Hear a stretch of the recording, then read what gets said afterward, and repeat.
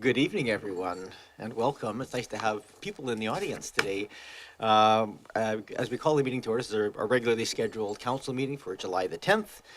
We call the meeting to order, as we always do, just acknowledging that we're having this meeting and holding our business in Oak Bay on the traditional territories of the Coast and Strait Salish peoples, specifically the Lekwungen people known today as the Songhees and Esquimalt nations.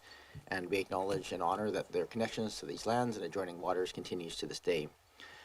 We have up first approval of the agenda, and I'm just going to, based on a couple of things, item number 10.3, which is the McNeil Avenue redesign piece, is going to be, we're not going to deal with it tonight, it's going to be going to the advisory design panel and then coming back to the next council meeting. So I'm just going to say, if anybody's here to speak to that, either online or in person, I'll welcome those comments at the public participation period, so we'll just have any of those comments at that time, so you don't feel like you've come out here for nothing, and that will come back to council and have another opportunity to comment at that time as well. But if you're here for that, or if you're online and want to speak to that, you'll just, if you're in person, come forward and I'll call you forward, and if you're online, you can just raise your hand within the app, and I'll give you those instructions, and they're in the agenda. So with that change to the agenda, can I have a motion to approve the agenda? Moved and seconded. Any discussion? All those in favor? Any opposed? None opposed. We now have minutes, and there's one little procedural piece here, if you just pay attention. We're going to deal with the 3.1 and 3.2, the council minutes of June 19th and the 5:15 meeting of June 26th. First, so we can move both of those and then take any changes or corrections. Moved and seconded. Did I see a seconder? Seconded, thank you. Are there any changes or corrections to 3.1 or 3.2? Okay. I'll call the question then. All those in favor? Any opposed? None opposed? That carries. And you'll see in here on the agenda that this is still a motion to approve the agenda, but there was an administrative piece that the staff caught in the resolutions that we passed. 2023-295 was actually essentially a duplicate. Perhaps, I don't know if there's any questions, we can go to staff on it, but it replicated another piece, so we want to rescind that because the following motion behind that, if you look, is the same motion but with more specific direction in terms of the public consultation. And so the procedure here would be that we adopt the minutes, and then we can deal with any other changes that come about, but then that council rescind that resolution, but have that notation put into the minutes so people can see it. So we don't change the minutes because that was the decision of the council at the time, but is that, Mr. Coates, did I get that all right? Your worship, absolutely, yes. Okay. Sorry, it's a little cumbersome, but we have to follow the procedures. So if I can get a motion to adopt the minutes. Thank you. Moved and seconded. Are there any other changes or corrections, amendments to those minutes? Seeing none, I'll call the question. All those in favor? Any opposed? None opposed. Then can I get a motion to rescind that resolution 2023-295? Moved, seconded. Thank you. Any discussion? All those in favor? Any opposed? Not opposed. And then that motion, as listed here, just to add a notation to that point. Moved. Thank you. And seconded. Seconded. Thank you. Any other discussion on that? All those in favor? Any opposed? Not opposed. That carries. Thank you for putting up with that little sidebar. We have receipt of committee and commission minutes. Here we just have ADP minutes of May 16th. Moved receipt. Is there a seconder? Moved and seconded. Any discussion? All those in favor? Any opposed? Not opposed. That carries. We move. Then we have the Rise and Report, which is just the final version of the Marina water lot lease, which was acted previously. Moved and seconded for Rise and Report. Did I see a seconder? Need a hand? Somebody? Thank you. Any other? We don't usually discuss. It's just it's an accurate rendition of the motion. All those in favor? Any opposed? Not opposed. That carries. Next is Mayor's remarks. I will note, if you are watching this on the YouTube live stream and you're planning on calling the 1-855 number to reach us to talk on the public participation period, which is next, I would encourage you to call that number now, hit the passcode, and then hit *9. That'll raise a hand in our application here to be able to see you. I just asked that because there's a bit of a lag in the video stream, and so if you don't do it now, we may have moved on by the time you get to that point. Although I anticipate our public participation will take a few minutes today, just better to do that. So again, if you're watching the live stream and planning on calling in, this is the time to do so. You can raise your hand and I'll call on you when we get to that point. I'm just going to walk through this. It should be fairly brief. First, I want to thank Councillor Braithwaite, who attended the change of command ceremony on my behalf last week. I'd like to thank the organizers of the Rolling Musical Art Tour that happened last Thursday, put on by Arts Alive. Very well attended. So it was a rolling tour. People got on bikes and drove around and rode around to each of the 10 new temporary art pieces. Gave a chance to talk to some of the artists about their work. The Pacific Opera Victoria came and dedicated some songs that they sang at those places, and it was really a nice mix of both performing art and visual arts, and a way to kind of kick off the public art season here in Oak Bay. I also had the honor of attending the transfer of the regimental colours from St. Mary's of the 88th Regiment. Those have been hanging in that church under their protection for the last 100 years, and are being moved to a museum facility to help make sure that those colors are maintained a bit longer and a bit more access to the public going forward. So there's a long tradition and history attached to that. I was reminded of what an incredibly small town we live in when the general who was giving the dedication when he was a kid, had his TV service by my grandfather, and I went to high school with my uncle and father here in Oak Bay, so small town. Anyway, I just also want to just express my appreciation. We had a very good turnout at the Pride Parade this year, so thanks to everybody who was able to make it. I know not everybody was, but everybody who could came. I also want to just thank Saanich for allowing us to walk with them. It was a great event, very energetic. It was just nice to see the support of the council and the staff and the community out supporting the LGBTQ2S+ communities. Want to remind people this Wednesday is this month's night market, so Oak Bay Avenue will be closed, and I hope you have a chance to come out and see local vendors. In cultural events, this Tuesday we have Yoga in the Park, which is every Tuesday at Willows Park, and this Thursday is the second in the Concert in the Park series, so there's live music in Willows Park, and I'd encourage you to attend that, also starting at 6 p.m. Also, the Francophone Games are beginning here in Oak Bay. They're going to be held here, Oak Bay, Saanich, and Victoria, but a large number of the events, and we are the host community for that. So, yeah, I just want to say welcome and bienvenue. And we'll be looking you'll see quite a few little events happening around the town. You'll see a lot of French being spoken, and it's quite a neat event if you haven't seen it. It's for youth. It's cultural, artistic, and athletic events that happen for Francophone youth from around Western Canada.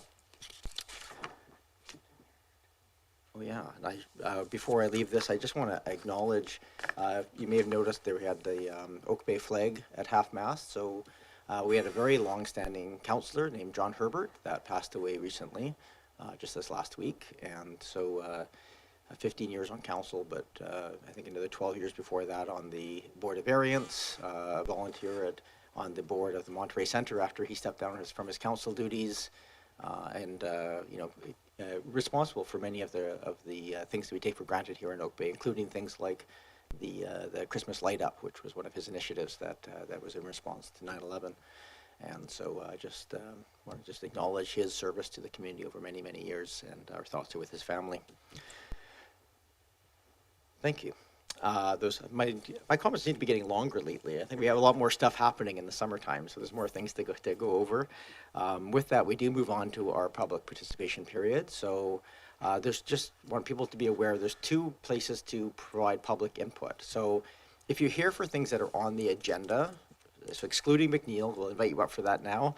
But other things that are on the agenda, we allow people to come and speak to us at each of those sections. So as we're talking about those individual items, you're welcome to come up and speak to us. This period is just really a chance for anybody from the public to talk to us about anything that's on your mind that's related to Oak Bay. You have up to 3 minutes to address council, and we have a total of 30 minutes total to take input. So if it's things on the agenda, we ask that you wait till the agenda item comes up, and if it's things that are not on the agenda or related to McNeil, please feel free to come forward at this point. You can just stick up your hand and I'll invite you up. Come on up, and Mr. Carty, I'll let you come up first since I will. You already know the rigmarole, but procedurally here. Excellent. So the procedure here is I'll just ask you to state your name and just the municipality of resident of. Oh, Probably should be a single seat there. It's okay. Municipality of residence, and then we'll start a timer, but, and manage that. Okay, I'm Ron Carter, Falkland Road. I was here to speak about McNeil because that's my neighborhood. Yeah. And thank you for sending to the ADP. I think that's going to be a good measure. We're hoping for more consultation just as a neighborhood. So meanwhile, I was also part of the critical mass ride today, the second one. I had a good turnout. We were out on the lawn. I know the council had a different amount of things on. So just in general, talking about bike safety, especially within our community. I've been a rider since I was 17 as a commuter, realizing how much of a better and sometimes faster method of transporting myself was there. There are a lot of infrastructure shortfalls in Oak Bay, as many of you are aware of, and I'm really pleased that McNeil is moving forward. There's a lot of comments to be made on that, on the 50% plan that was on your agenda, but there's also a lot of questions I raise with just cycling around town where we, starting say at Foul Bay Road, where the city comes to McNeil and then there's nothing. Oh, except you have a sign that says, call it a bike route. But it's one of the most dangerous pinch points for riding, I think, is going north of Oak Bay Avenue on Foul Bay Road, just as an example of, I know I've talked to Sarah Webb from the city, and I'm not sure if there's communication happening, but that's, just an example of where let's get our act together and solve, perhaps make bike infrastructure at least address there. And for me, as a veteran cyclist, I personally do not need separated protected lanes. I just want to have that line, as many places as we can get it, especially on busy streets, in which we, there's a clear definition between where cyclists go and where drivers go, because both cyclists and drivers are very confused at times with no demarcation of where they go. And it makes it there have been some extremely deadly examples of that around town, not just in Oak Bay, but throughout Greater Victoria. And there's so many streets that I've been here long enough to know they've been widened. Engineering in the old days used to widen streets to make them more efficient, to make them more safer, perhaps. And now, of course, the trend is to shrink and waste the streets to try to slow traffic down and stop turning them into freeways. Freeways like McNeil, freeways like Central, Foul Bay Road, Beach Drive, Cabro Bay, even Falkland Road where I live, where it's just a straight stretch into South Oak Bay to get to other parts of South Oak Bay. Oh, my time's up. So I'll stop there. There are others. I'm flanked by the organizers of the critical mass ride. So Thank you very much, thank Mr. you. Carter. Next speaker come forward, and again, if anybody's online, if you called in, I don't see any phone number. Oh, maybe you can hit *9 to raise your hand. But if you're in the Zoom app, you can hit the reactions tab and then raise your hand through that app. Welcome. Same rigmarole. You can just give us your name and municipality of residence, and you have to push the button first. Can you push the button in front of you on the microphone? No, there's a button on the microphone. Sorry, if you listen, there's a button on the microphone that you can push. It says this, that lights up? There we go. Got Magic. it. I learned fast. Okay, thank you for this opportunity to speak. My name is, and I'm going to be talking quickly because I want to finish what I want to say. My name is Jane Van Horn, and I'm one of a group of residents, all seniors, who initiated the critical mass ride Oak Bay, an action we deem necessary to illustrate just how critical a situation it is in our community with regards to the lack of cycling infrastructure. And what's most alarming and deeply concerning to us is the lack of support from some council members for safer cycling routes. I've been lobbying for cycling infrastructure in Oak Bay for close to 25 years. I joke it's the least successful thing I've ever done, but really it's not funny. In all those years, very little has been done for people who cycle in our community. And a conversation about cycling infrastructure in Oak Bay starts with Henderson Road. Cycling advocates with longer histories than mine advise that the discussion of a bike lane on Henderson is as old as the neighborhood. It was identified as a cycling corridor when the neighborhood was built. The first serious attempt for a bike lane was in 1974. It's an old discussion. When the bicycle lane was painted in Henderson Road in 2008, it was considered to be a starting point to building cycling infrastructure in our community. Yet here we are, 2023, with council continuing to vote designating Henderson a safe cycling route in spite of overwhelming support from residents and support that included one of the largest organizations in our community, the University of Victoria. Instead, council voted in favor of some residents on Henderson who protest the loss of exclusive use of public street parking in front of their homes. That vote against a full-time lane is a step backwards for this community. After all those years of use, we should be talking about updating Henderson Lane to a separated lane. In fact, we should be talking about updating our cycling infrastructure like every other municipality in the region is doing. Just take a look at the transformation of 4th Street. But you can't update what you haven't built. All we've built in the past 10 years is less than 1 kilometer of bike lane. Compare that to the many kilometers built in every other municipality in the region. Hey, and it's not like we don't have a plan for transportation. We do. The Active Transportation Strategy. It's the result of a number of transportation seminars and community engagements, plus a study completed by a professional planner with assistance from engaged Oak Bay residents. I participated in those seminars and engagements, giving up precious Saturdays as a full-time worker. The strategy has been sitting on a shelf for over 10 years, and not one recommendation has been implemented. Not one. A full-time bike lane in Henderson is the #1 recommendation, by the way. And the streets people complain about today on social media are those same streets recommended for improvement, including O'Neill that you're talking about today. Clearly, these are persistent, chronic traffic problems. So let me be frank, like a Dutchman I know, and say that what I see holding back this community from safer cycling routes and parity with other municipalities is Oak Bay Council. This attitude against cycling infrastructure and reluctance to implement any sort of cycling infrastructure really needs to change, because the need for safer cycling routes has never been more urgent than it is today. Over the past 5 years, I've clocked 14,500 Ms. Horn, kilometers on my bike. we have a 3-minute limit. I appreciate you're welcome to come back again at a future meeting, but just you take 10 or 15 seconds to My wrap it point up. is that if we had a council with a will, you could do these things. You could do these things. Thank you very much, Ms. Horn. Please come forward.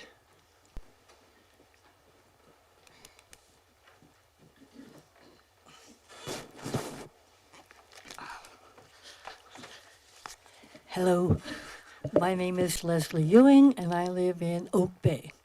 I love Jane's passion. She is so enthusiastic about what needs to be done here. And I could just say ditto. I have also been working on trying to bring various councils along on the matter of active transportation for about 20 years. 15 years ago, there was a petition that came to this council, and it's still here in this building somewhere. It has over 3,000 signatures on it regarding Henderson Road, a bike lane on Henderson Road. And of those 3,000 signatures, 1,000 people were residents of Oak Bay. Now that was 15 years ago, and we're still waiting. I mentioned in a letter to you previously that one Sunday morning, I cycled along Oak Bay, Henderson Road. There were 2 children quite a ways ahead of me, probably 8 or 10, and they swerved around a parked car into traffic in order to get around a car that was legally parked in the bike lane. Now, I am a grandparent now, and maybe some of you are also grandparents. Would you feel comfortable knowing that your grandchildren are swerving into traffic along Henderson Road just so that some people have the privilege of parking their car, their private property, on a public thoroughfare? I hope that would give you cause for pause.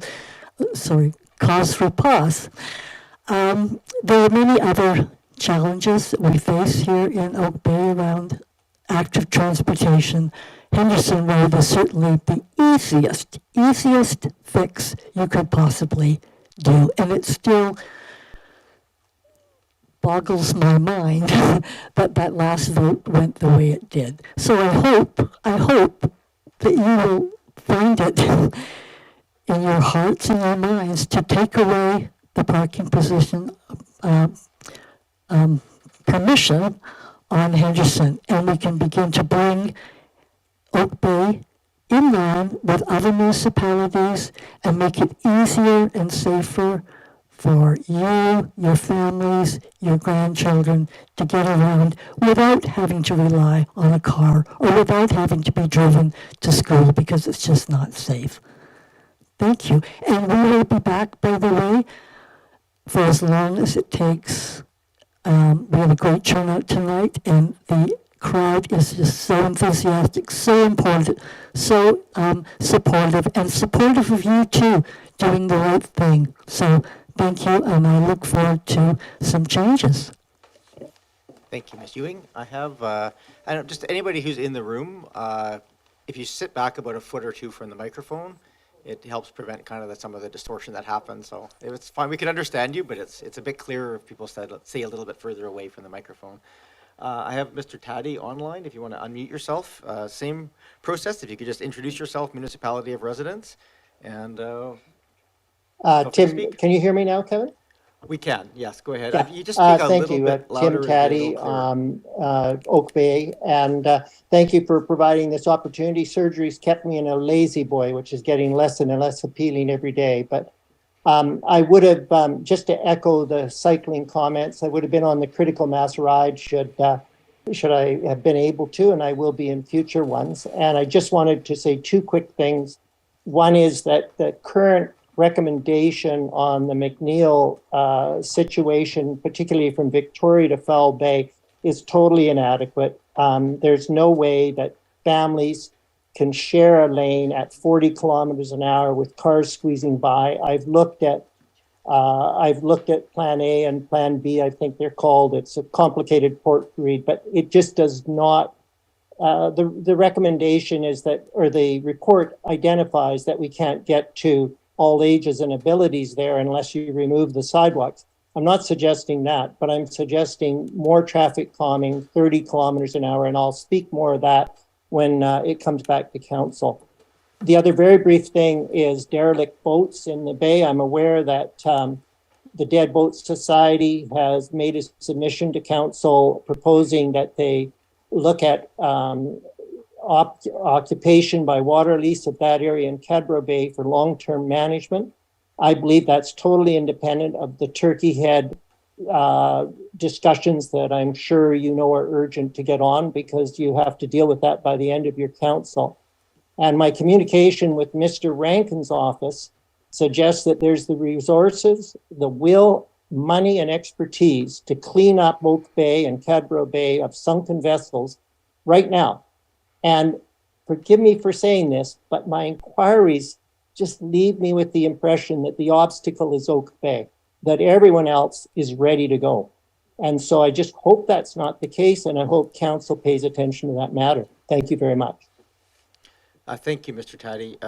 The best of my knowledge, we don't clean up the boats, but there is an organization that we alert to, and when they're restricted a little bit by tides and other pieces, and they come when they're able. So to the best of my knowledge, at this point, that is sitting in the queue, but we will follow up on that to ensure that's the case.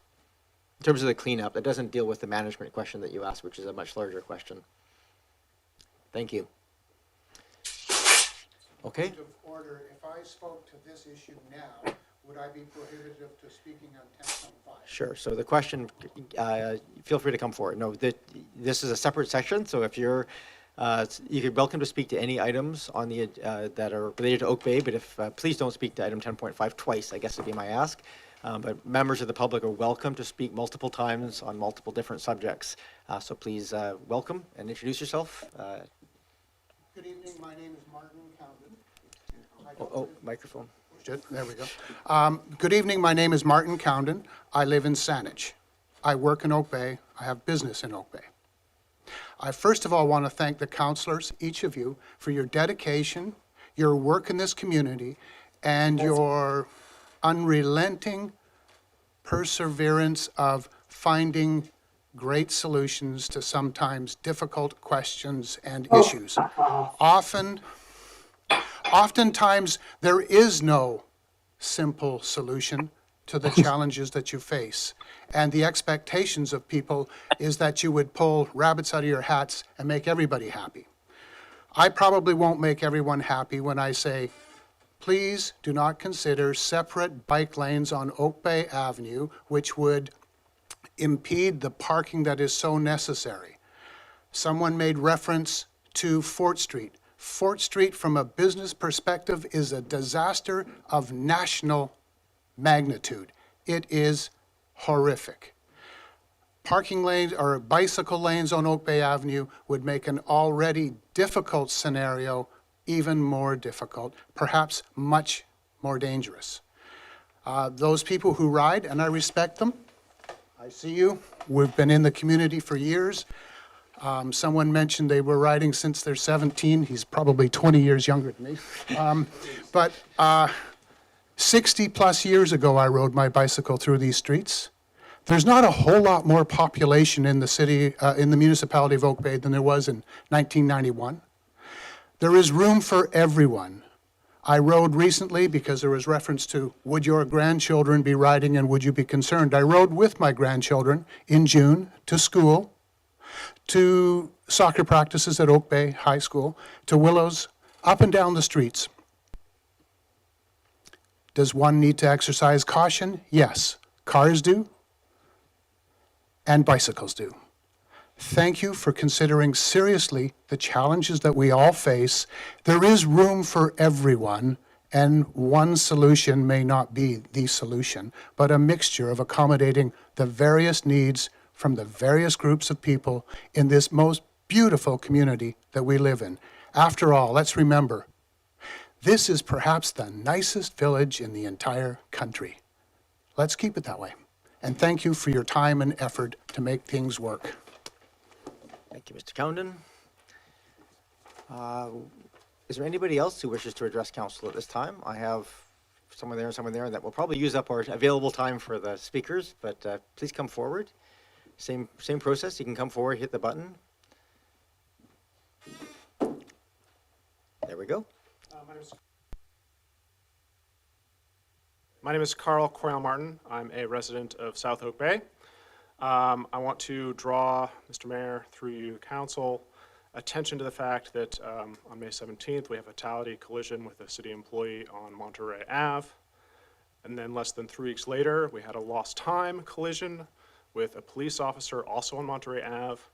I do believe this is a public facility which is operating outside of its safe design conditions.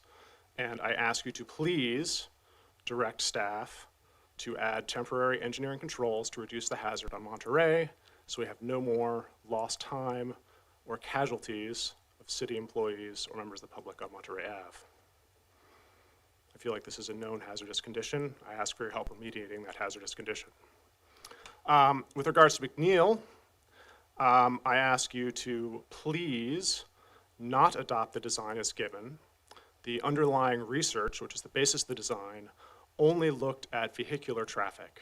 There is no data there for non-vehicular traffic. There's no measure of pedestrian load or children cycling to school.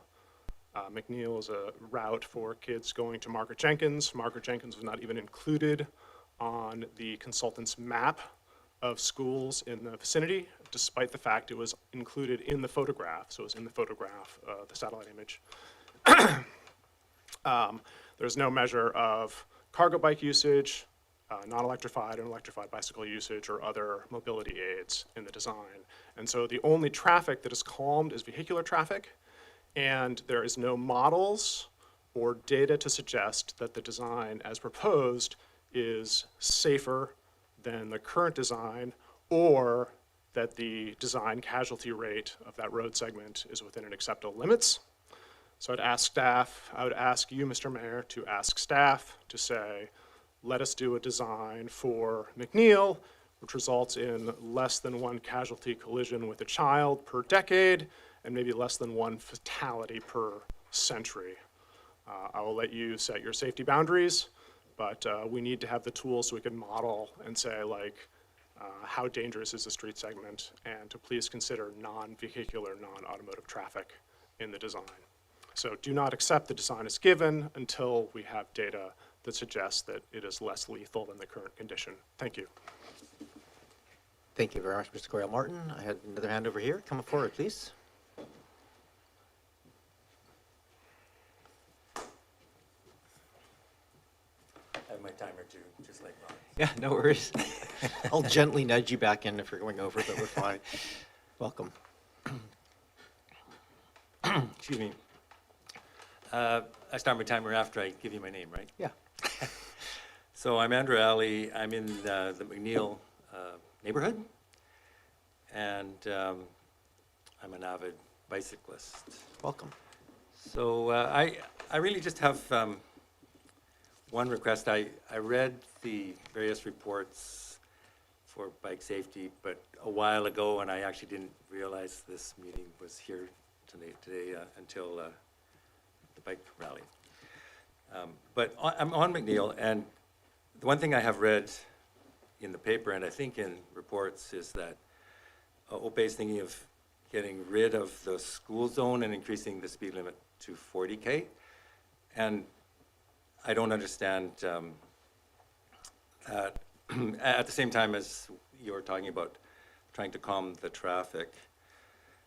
I have personal experience around safety and bicycling, which is a little more negative than earlier I'm going to speakers. just build us into the habit. You can just address all comments through me and that. Having being rear-ended on Vancouver Avenue a couple years ago before the traffic calming there, and the person was not going all that fast, and I ended up in the hospital with concussion. I have a full tear in my shoulder, went through the windshield. I read a stat recently that a pedestrian hit at 30K has about a 90% chance of survival, and a pedestrian hit at 50K has about an 80% chance of being killed. So, I think there's a fairly clear rationale to not getting rid of the school zone regardless of any decision about, I would prefer it if you just lowered the speed limit on McNeil to 30. However, to go the other way just makes it all the harder to go back in the direction of where I think the future is going, which is more active transportation. So leaving the status quo would be my preference, and that's my request. Everything I've read about best practices in literature, which I did, I guess, a year or so ago in advance of something like a letter to you, is that best practices, they talk about shared vehicle bike roads. 30K is kind of the best practice, as particularly where it's a shared road and you aren't able to do bike lanes, which I accept that at McNeil it's a shared road, and that's one of the difficulties there. A previous speaker mentioned narrowing and calming through narrowing the streets, and that seems to be a very good idea. Final point, just to reinforce my request around the school zones. I do have a picture, May 29th, in front of our place, and Perhaps you could circulate it by email since we can't share sure, it I'll with the do audience that. anyway. I'll do that. And how would I do that? You can just send it to obcouncil@oakbay.ca. Okay, there's It's a lot of, it's 3 o'clock after school, bikes, students heading to the Demi-Tasse. So that's my 3 minutes and 15 seconds. Thank you very much. That uses up our, almost to the minute, almost to the second, our 30 minutes allowed for this section of the meeting. So thank you, and thank to all the speakers who joined us both in person and online. And we will move on now to, thank you, Mr. Bull, to other items on the agenda. If people wish to leave at this point, feel free. You're not required to stick around and speak to us for the balance of the, or be here for the balance of the meeting. We have the next item is 8.1 on our agenda. I understand Counselor Smart, you need to recuse yourself. Can you just very briefly state the reason for recusal? Thank you. Yes, I wish to recuse myself from this item due to a working relationship with the architect. Thank you. Thank you. We'll step into our committee room, and then we'll deal with the matter at hand. This is subject to public input. Same ask if there's anybody who wishes to address council on the development variance permit at 55 King George Terrace. Be prepared to come forward. And if you're online, you can raise your hand within the app at this time. I believe we have Mr. Muller here to provide the overview. Welcome, Mr. Muller. Thank you, Mayor. Thank you, Council. The District of Oak Bay received an application for the development variance permit to enable the construction of a single-family home at the property located at 55 King George Terrace. At the June 26th council meeting, the application was first brought forth to receive approval for council notification. Approval was granted, and all the properties within a 50-meter radius were notified of the application and were provided details on how they may view the building plans and provide input. As of noon today, one submission was in opposition to the proposed variances, and their submission has been appended to the report submitted to council. The application is proposing the removal of the replacement of the single-family home that was built in 1974 and is currently located at the property. The property is zoned R5, and they're requesting 2 variances as part of their proposal.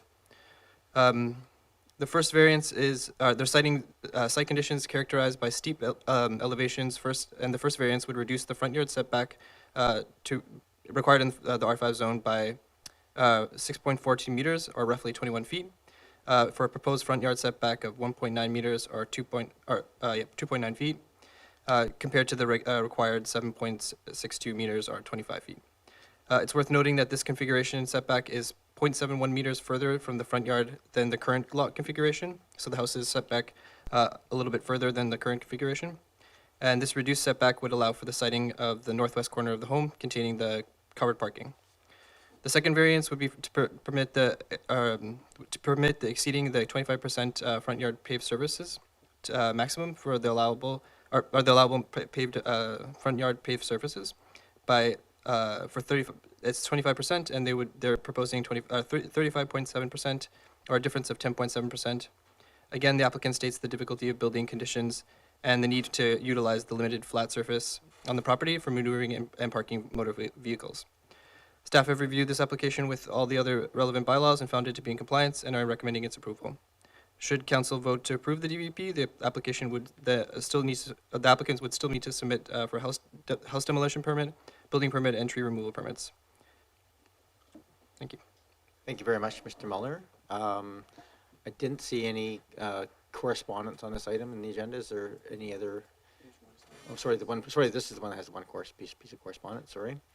And so at this point, we just invite, well, usually at this point, we just invite members of the public, if they wish to address council on this item, which is 55 King George Terrace, to speak as the applicant here. Yeah.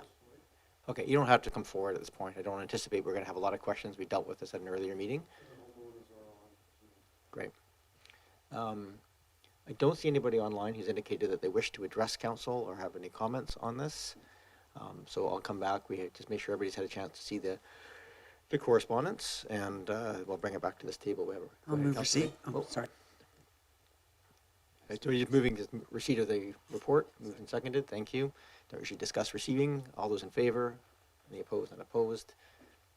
Is there a mover for the recommendation?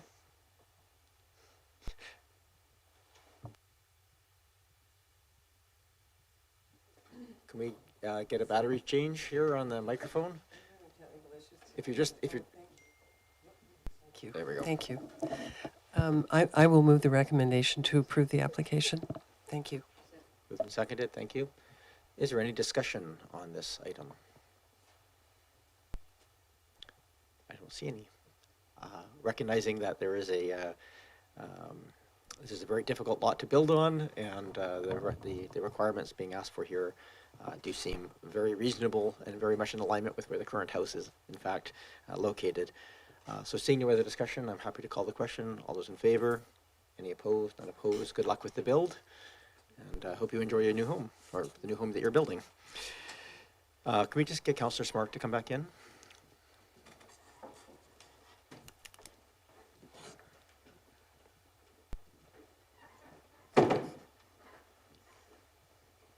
Welcome back, Councillor Smart. The next item on the agenda is not for public input. It is an upland siting and design for 3210 Ripon Road. Is the applicant here to speak, available to answer any questions? Thank you. I'll go turn to Mr. Bowl? Are you going to present this? Welcome, Mr. Bowl. And for those who are wondering, Mr. Bowl is our Director of Community Building and Planning. Welcome. Thank you, Mayor. Giving the introduction on behalf of the planner, Cal McStravick, he could not be here tonight. This is an application for a addition to an existing single-family home in the Uplands area, and as is the case in Uplands, changes to existing buildings and new builds are brought forward to council after a review process with the advisory design panel. In this case, the lot is located on the corner of Ripon and Midland Roads, and it's an existing home from 1957. The proposal is to change the floor plan and provide some additional living area by converting the existing garage area of the current main house, so to say, and add a separate garage next to the building. And there's a couple of changes in terms of form and character to create a different look and feel, although building very much on the same character that's there already. On page 2 of the report is an overview of the changes. What stands out to me as of this application is that all the existing tree cover can be retained on the property, so it's working with the existing landscaping, and it's a fairly heavily treated property. The advisory design panel looked at this as well. They supported the application. They had some suggestions regarding materials, and in follow-up to the meeting, the architect has agreed to update some materials, particularly on the new part of the building, or the changed part of the building, I should say, and the material choice has been updated there to better reflect the existing character on the rest of the home. In terms of trees, there is a proposal for one tree to be removed, which happens to be a street tree, a small one, on the location of the relocated driveway. But there's, in combination with that, there's a proposal to add 3 other trees on the boulevard nearby, the Parks Department. And I noticed we did not add the memo to the report. I'll make sure that we'll do that for future reports. But the Parks Department has reviewed that and is in support of those changes. And I think that summarizes the application, and yeah, the applicant and their architect are available for any additional information. Thank you. Thank you very much, Mr. Bowl. At this point, we'll take questions. Are there any questions of council to staff or to the applicant? Go ahead, Councillor Patterson. Thank you, Mayor. And Director Bowl did speak about some changes the applicant was making. I know this isn't a heritage designated house, but I'm just wondering about if any decision that was made with respect to the vinyl window casings versus wooden. Thank you, Mr. Bowl. I'm happy to I give that can to the give applicant some if you wish. context, and maybe the architect is available to comment as well.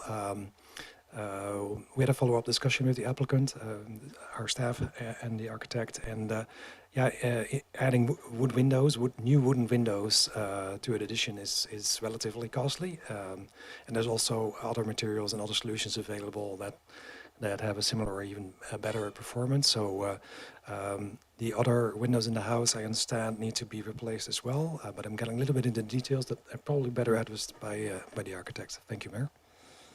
Thank you very much. Is that satisfactory, or would you like to hear from the applicant? Councillor Patterson, you're good? It just seemed like with the expansion of the house, the windows seem to be a critical feature. So I was just wondering if there's, I know that there are alternate materials available, and I just wondered if any decisions had been made. So that answers my question. Thank you. Thank you. Are there any other questions of the applicant or staff on this application? I don't see any, so I am going to first look for a motion that the report be received. Moved and seconded, thank you. All those in favor? Any opposed, unopposed? Does someone wish to move the recommendation? Move the recommendation. Moved and seconded, thank you. This is for approval, the setting and design as laid out in the report. Is there any other discussion on that? I don't see any. I'll just make a general comment. I appreciate the applicants keeping the house and working with it, and I thought the the minor additions and the changes that are being made were being done in a thoughtful fashion. So I just am very appreciative of the fact that the house is still there at the end of this project. So, seeing no other comments, I'll call the question. All those in favor? Any opposed? None opposed? Thank you, and good luck with your project. We move on to item number, section 10. So first item up is 10.1, the Comprehensive Asset Management Plan Project Sign-Off. I just want to point out, in case anybody's joined us late, item 10.3 in this section has been moved. It's going over, it was to go to the Advisory Planning Commission first and then come back to this table. So we'll see it back at this table in a week or two. So I just want people to know if they're coming to the meeting late expecting to speak to or talk to that item, then we'll be,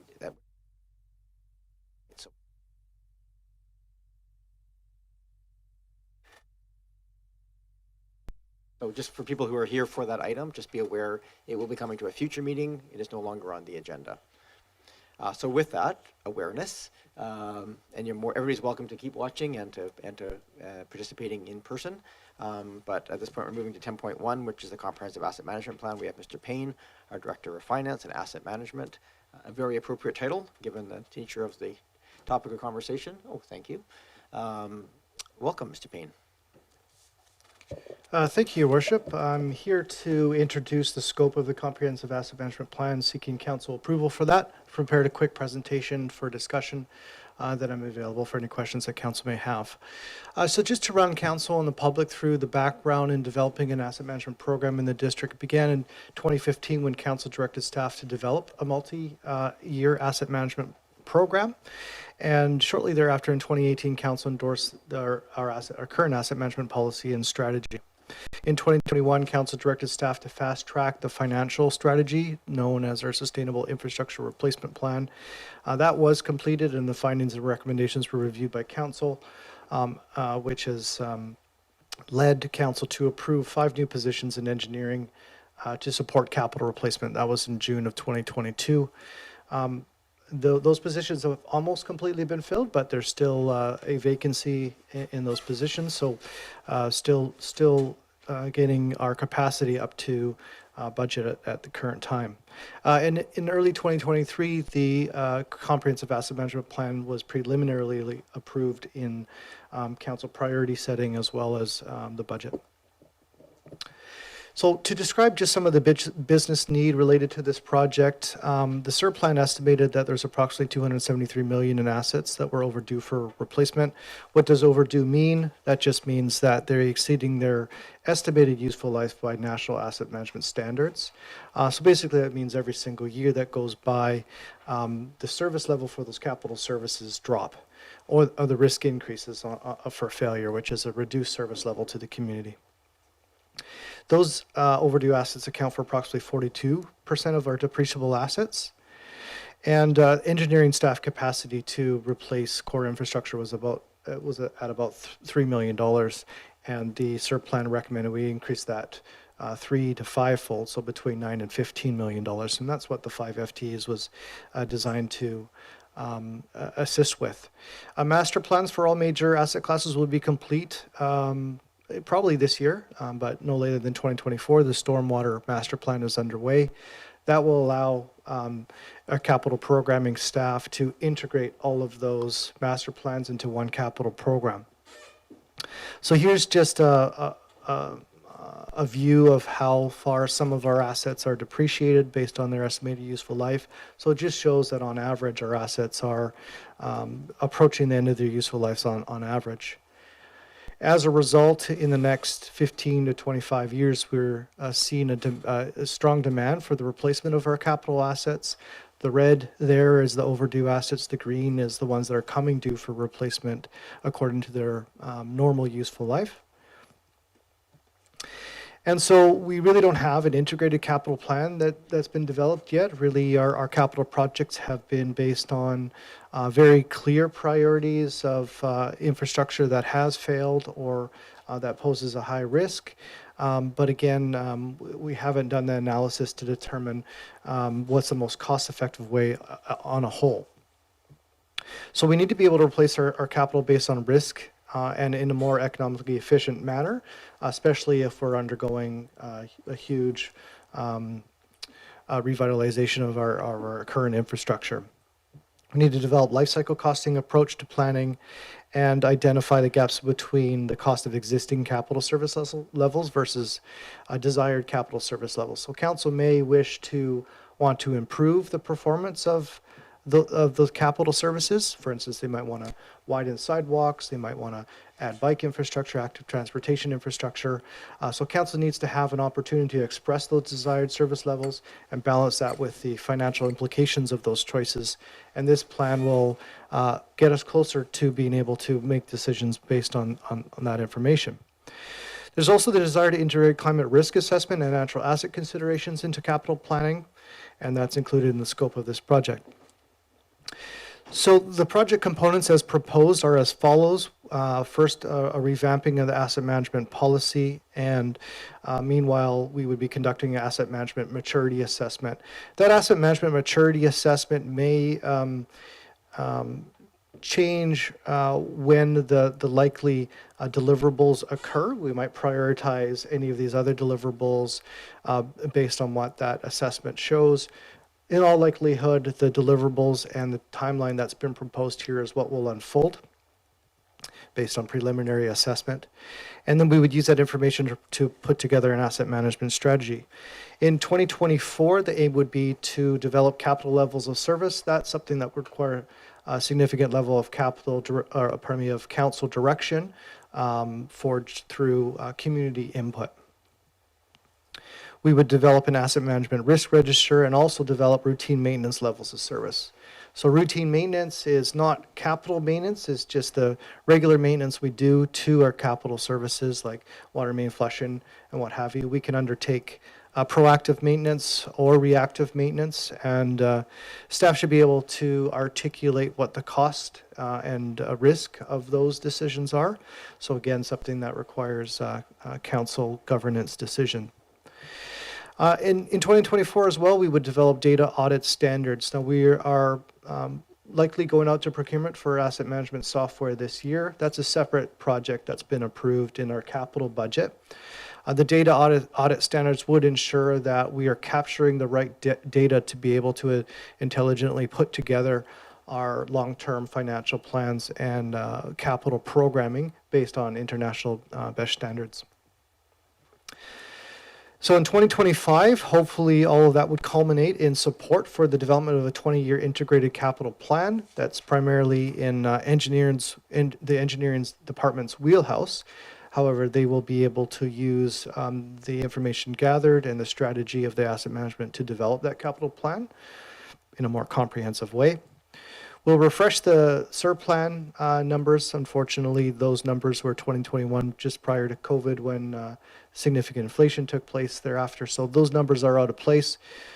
They're out of they're stale.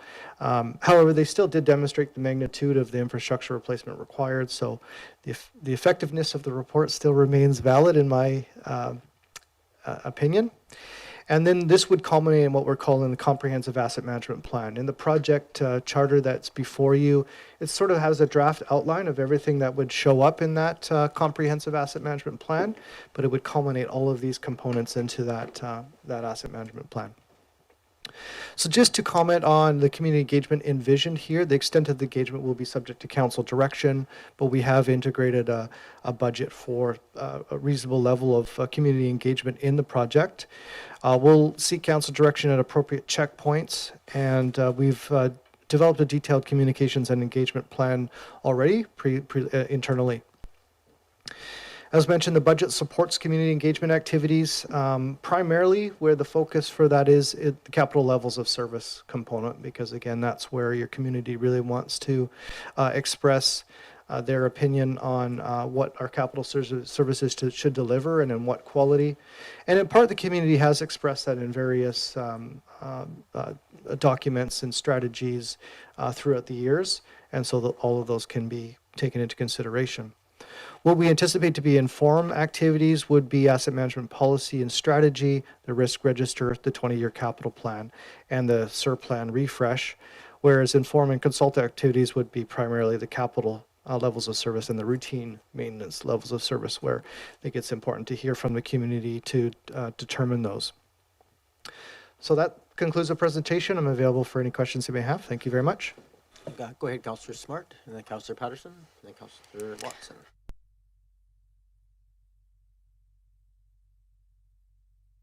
My question that I was left with, because I had many, but you answered all but one of them, is just with regards to facilities replacement plan and the fact that we'll be perhaps before this comprehensive 3-year rollout happens, we'll be looking at needing to make decisions around potential borrowing for Carnarvon Park and the Protective Services Building.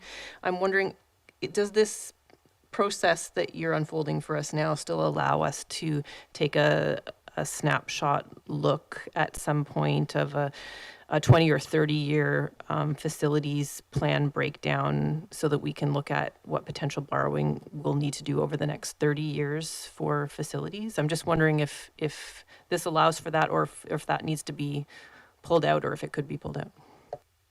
Mr. Payne? Yes, thank you, through your worship, to Councillor Smart. A good question. The intent is to develop an integrated capital services program, which would include facilities. And along the way, you would develop capital service levels.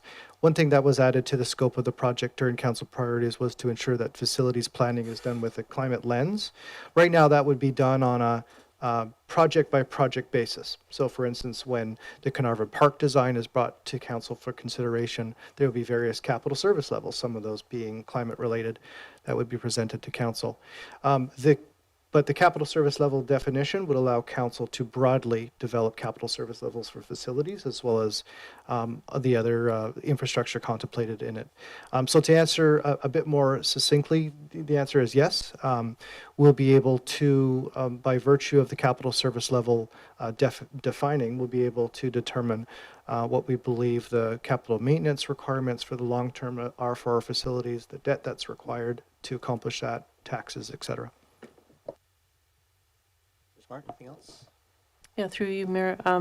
So just to clarify then, if we had sort of more comprehensive questions about, say, deciding on an amount of borrowing for a new building, we would still be able to look at the context of that borrowing and the next future 20 or 30 years of projects, or is that information something that we need to prioritize and front load? Mr. Payne? Through your worship, I would answer generally yes. That's what you would be able to look at the context of spending and debt on facilities for the long term once this has been accomplished. I will say though that likely decisions on debt servicing for certain buildings may come to council before that is complete. I think primarily of Carnarvon Park and the Protective Services Building, both projects which are prioritized in the financial plan and underway. So I can't guarantee which comes before which in the short term, but in the long term, you'd be absolutely correct. Thank you. Councillor Patterson, and then Councillor Watson. Thank you, Mayor, and through you to Director Payne. Thanks for the presentation.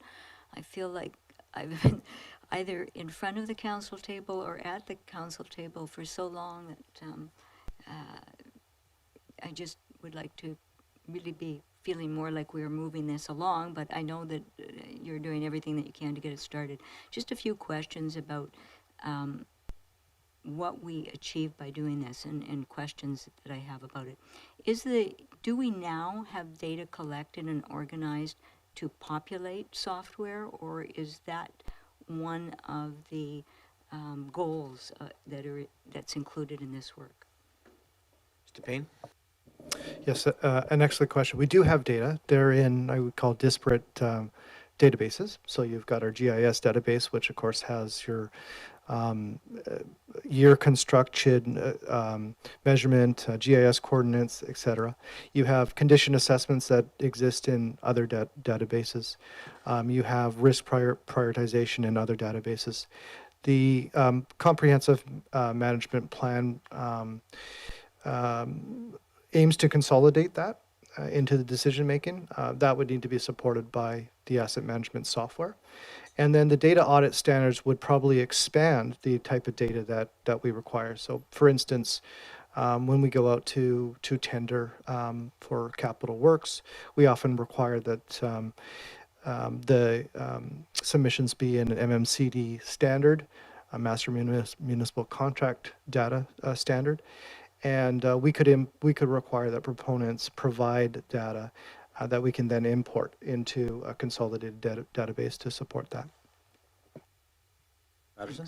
And thank you for that clarification, because I think it's really important to know that we have the data to populate it with, and not just the software, and we're starting from scratch. And included in all of this, does that include time and cost to train staff and maintain the software? Mr. Payne? Through your worship, but this project itself, the asset management software is out of scope for this project itself. The 5-year financial plan includes procurement and implementation costs, so that would include training. The ongoing costs are represented in the financial plan thereafter, which would be licensing. And one thing that remains uncertain is the resources required to continue asset management services to a higher standard if we so achieve that. It's unclear whether or not the software complicates it or simplifies it. So that's a question that remains outstanding in terms of resourcing after implementation. Thank you. Councillor Patterson? Yes, thank you. Thanks for that clarification. For just maybe if you could elaborate a little bit on what we can expect will be gathered by way of information. Particularly, I'm thinking of the public engagement for informing the capital projects. And I guess my thoughts are, will this further slow or impede the progress of improving core assets? Because it seems like as time goes on and the needs change, we can get bogged down in not getting started because we're waiting for perfection, and so we delay doing anything. And I just want to ensure that that we are still moving along at a fast enough pace to reduce the risk and not getting bogged down on expanding projects to such a level through the public engagement process that it complicates the matter. Mr. Payne? Through your worship, a very good question. I can answer definitively no. The engineering department is not waiting for the comprehensive asset management plan to move forward and as fast as they can with capital replacement. There's plenty of infrastructure to replace without perfect information at this time. It will improve and reduce the overall life cycle cost with better information, but no, certainly not slowing down that progress. Right, Councillor Patterson?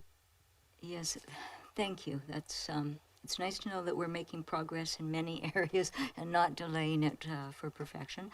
But the last question that I really have is, maybe two more.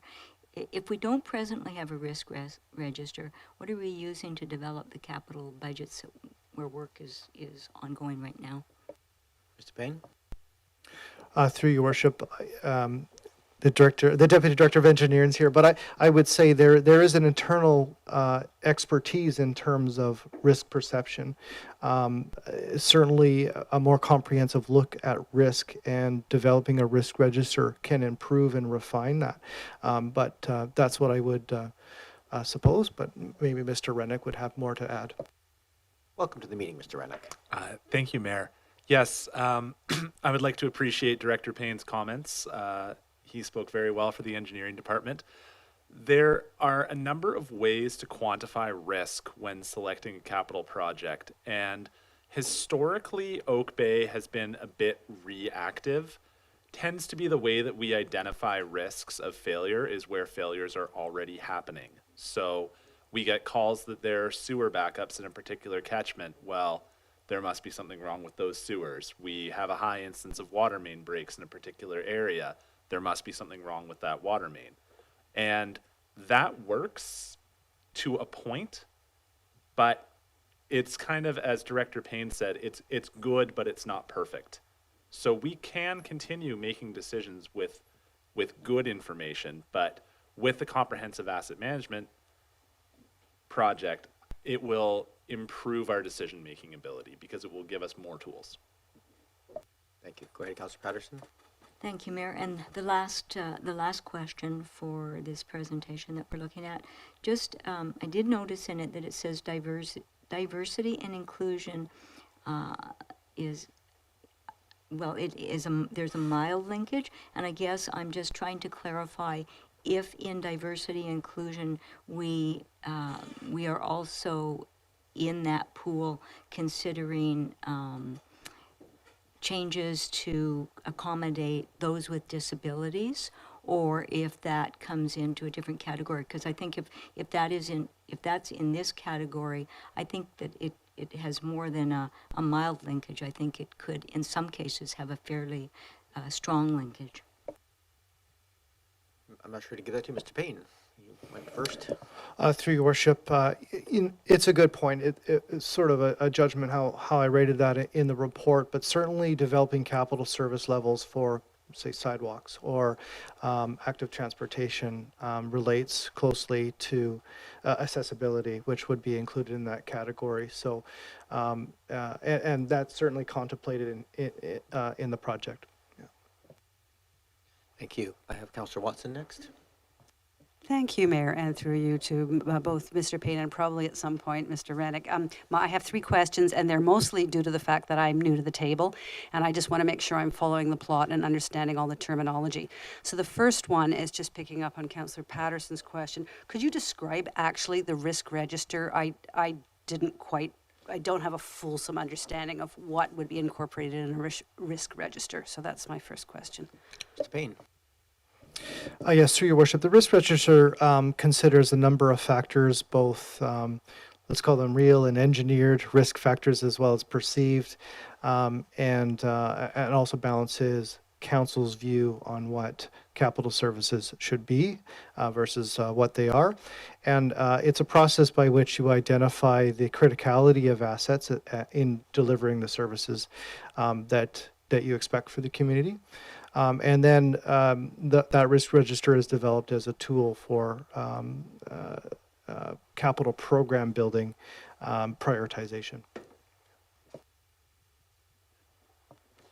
Thank you. That's great. And the next question has to do with the software as opposed to the plan that you've presented tonight. And I want to understand a little bit better the relationship. I see the software procurement and maybe getting it up and running is a separate project. And I'm trying to understand how without the software you could actually do the plan, because as I would understand it, the software is going to help you with all the data in it, the various planning pieces, the components, the costs, the risks, the interest rates, the detail about the types of things you have to do and how much it costs. It will help you generate the plan implementation building blocks or pieces you do each year. So am I understanding that properly, or is the software, could we do this if we didn't have the software, I guess is maybe the question. Go ahead, Mr. Payne. Through your worship, we could do this without the software. We, as I mentioned earlier, we have a bunch of disparate databases that we can consolidate using the tools we have, Microsoft Excel, Microsoft Access, those sort of things, in a less efficient way. And also, the fact of the matter is that we work very closely as a team, but engineering has their databases for their specific purpose. Finance has it for our specific purpose. This would be that the software would be a database of truth for all, and it would also reduce redundancy in some of our operations, and it would. I think make those decisions more efficient. But that's why I've deliberately kept those 2 projects separate, because I don't want either to be seen as contingent on the other. Much like actually building capital services shouldn't be contingent on having the comprehensive asset management plan done or the software done. So they do certainly support each other, but they're not necessary without. Thank you, that's very helpful. And finally, this is at a very high level, but it's a terminology question. Throughout your report to council tonight, and even in your presentation, there are 4 distinct words. There's program, strategy, plan, and policy. And sometimes I'm getting a little bit confused, perhaps, because I know in the plan, we've got 6 individual capital plans for stormwater, wastewater, what have you. So they've got plans, and then we've got maybe the big plan, or but maybe that's the program. I understand the strategy as being the project charter, and then there's the policy guiding that. Could you just at a high level comment on those 4 terms and just cement my understanding of those distinctions, if you could? Program, strategy, plan, and policy. Mr. Payne. Right. Thank you, Your Worship. And I understand because some of those mean different things in different contexts as well. So program, for instance, typically related to a specific capital program that's been developed with a list of projects that have been prioritized. Policy is the overarching. We understand what policy means, which you develop your strategy from. The strategy is specific actions to see out the policy gets enacted. And the plans are a culmination of the programs, I think would be a good way of describing it. Would you add anything to that from an engineering context? Mr. Rennick? Through you, Mayor, the way that I would differentiate a plan from a program is we have a program every year called Rehabilitate Sanitary Sewer. That's a set amount of funding every year. There is a plan that will say for the next 5 years, here's what we're going to do in year 1, year 2, year 3, et cetera. So to me, the program is the annual renewing funding, and the plan is what are we spending that on. Thank you. That is helpful. I hope it's helpful to the public too, because sometimes they do kind of blur those distinctions maybe in our discussions. Thank you. Councillor Green? Thank you very much, Mayor, and through you to Mr. Payne. Mr. Payne, thanks as always for a very straightforward report and presentation. I really appreciate it. And my question has to do, and perhaps more so with taxation related to the over $200 million deferred maintenance costs that you've talked about, and you've been very open about that. I guess, is there a threshold in your mind of affordability or unaffordability and taxes? So a lot of residents, when they see that kind of deferred maintenance debt, get very concerned about the future and about taxation, because Oak Bay, unfortunately, or fortunately, it derives most of its taxation from property, and we don't have huge industrial tax bases to help us and augment and supplement our taxation. So I think people are concerned about the future, and not all of us understand it as well as you and Mr. Rennick do in terms of taxes, debt management, and so on. So I just wondered if you could comment on that threshold, and also in the context of the fact that up until now, Oak Bay's growth has not been robust. So there are fewer people among which to spread the responsibility. So I think people, the borrowing aspect is important, but just wondered if you could comment on that. Thank you. Thank you very much. Mr. Payne? Thank you, through your worship. The affordability question is primarily addressed by council through the annual budgeting process. But the challenge with that, of course, is it's 1 year as opposed to the long term. Now, we have, a significant portion of our capital services are really non-discretionary. I hate using that word because a lot of people take offense to that when you label something as a discretionary service. But, water provision, sanitary sewer conveyance, those things we have no choice. So there's a minimum capital service level that we have to establish for that, and you can't really choose not to afford it, right? Then there's capital service levels you can choose above and beyond that. And even with non-discretionary services, you can have discretionary levels of capital service levels. And council hasn't been provided with that opportunity to consider affordability in the long-term context because we haven't developed capital service levels, and staff haven't provided you with the cost of those different choices. So that question will be either explicitly or implicitly addressed through that process. Thank you very much. Appreciate it. Thank you. I think it's worth noting that there is substantially, essentially 2.5% increases we've been adding year over year to get to the point where we're getting to at least close to the 100% funding requirement. So we're not that far away from that at this point, but we're not quite there yet. Council, before I go back to second time questions, I'm just going to reach around to see if there's anybody else with first time questions. I'll throw myself into this mix then. Can I just really quickly, I really appreciate all the answers given. Part of the input into some of these things, of course, does require, I'll just use your example of the building. So there were opportunities at times where there's a capital replacement. So you can replace building A with building B, just do the specific replacement requirements under that context. But there's also perhaps opportunities to look at innovative ways of, say, building more to that building and having some additional value to that might offset some of those direct costs to the taxpayers. I guess in this plan, I wasn't entirely clear as to where those are those touch points built into this process, so that there is an early offer look at how are we going to go about addressing some of these decisions, because some of these, obviously these prices are very large for some of these assets being replaced. Your Worship, I would say, the plan doesn't explicitly address that. You can implicitly address that through the capital service level, establishing that.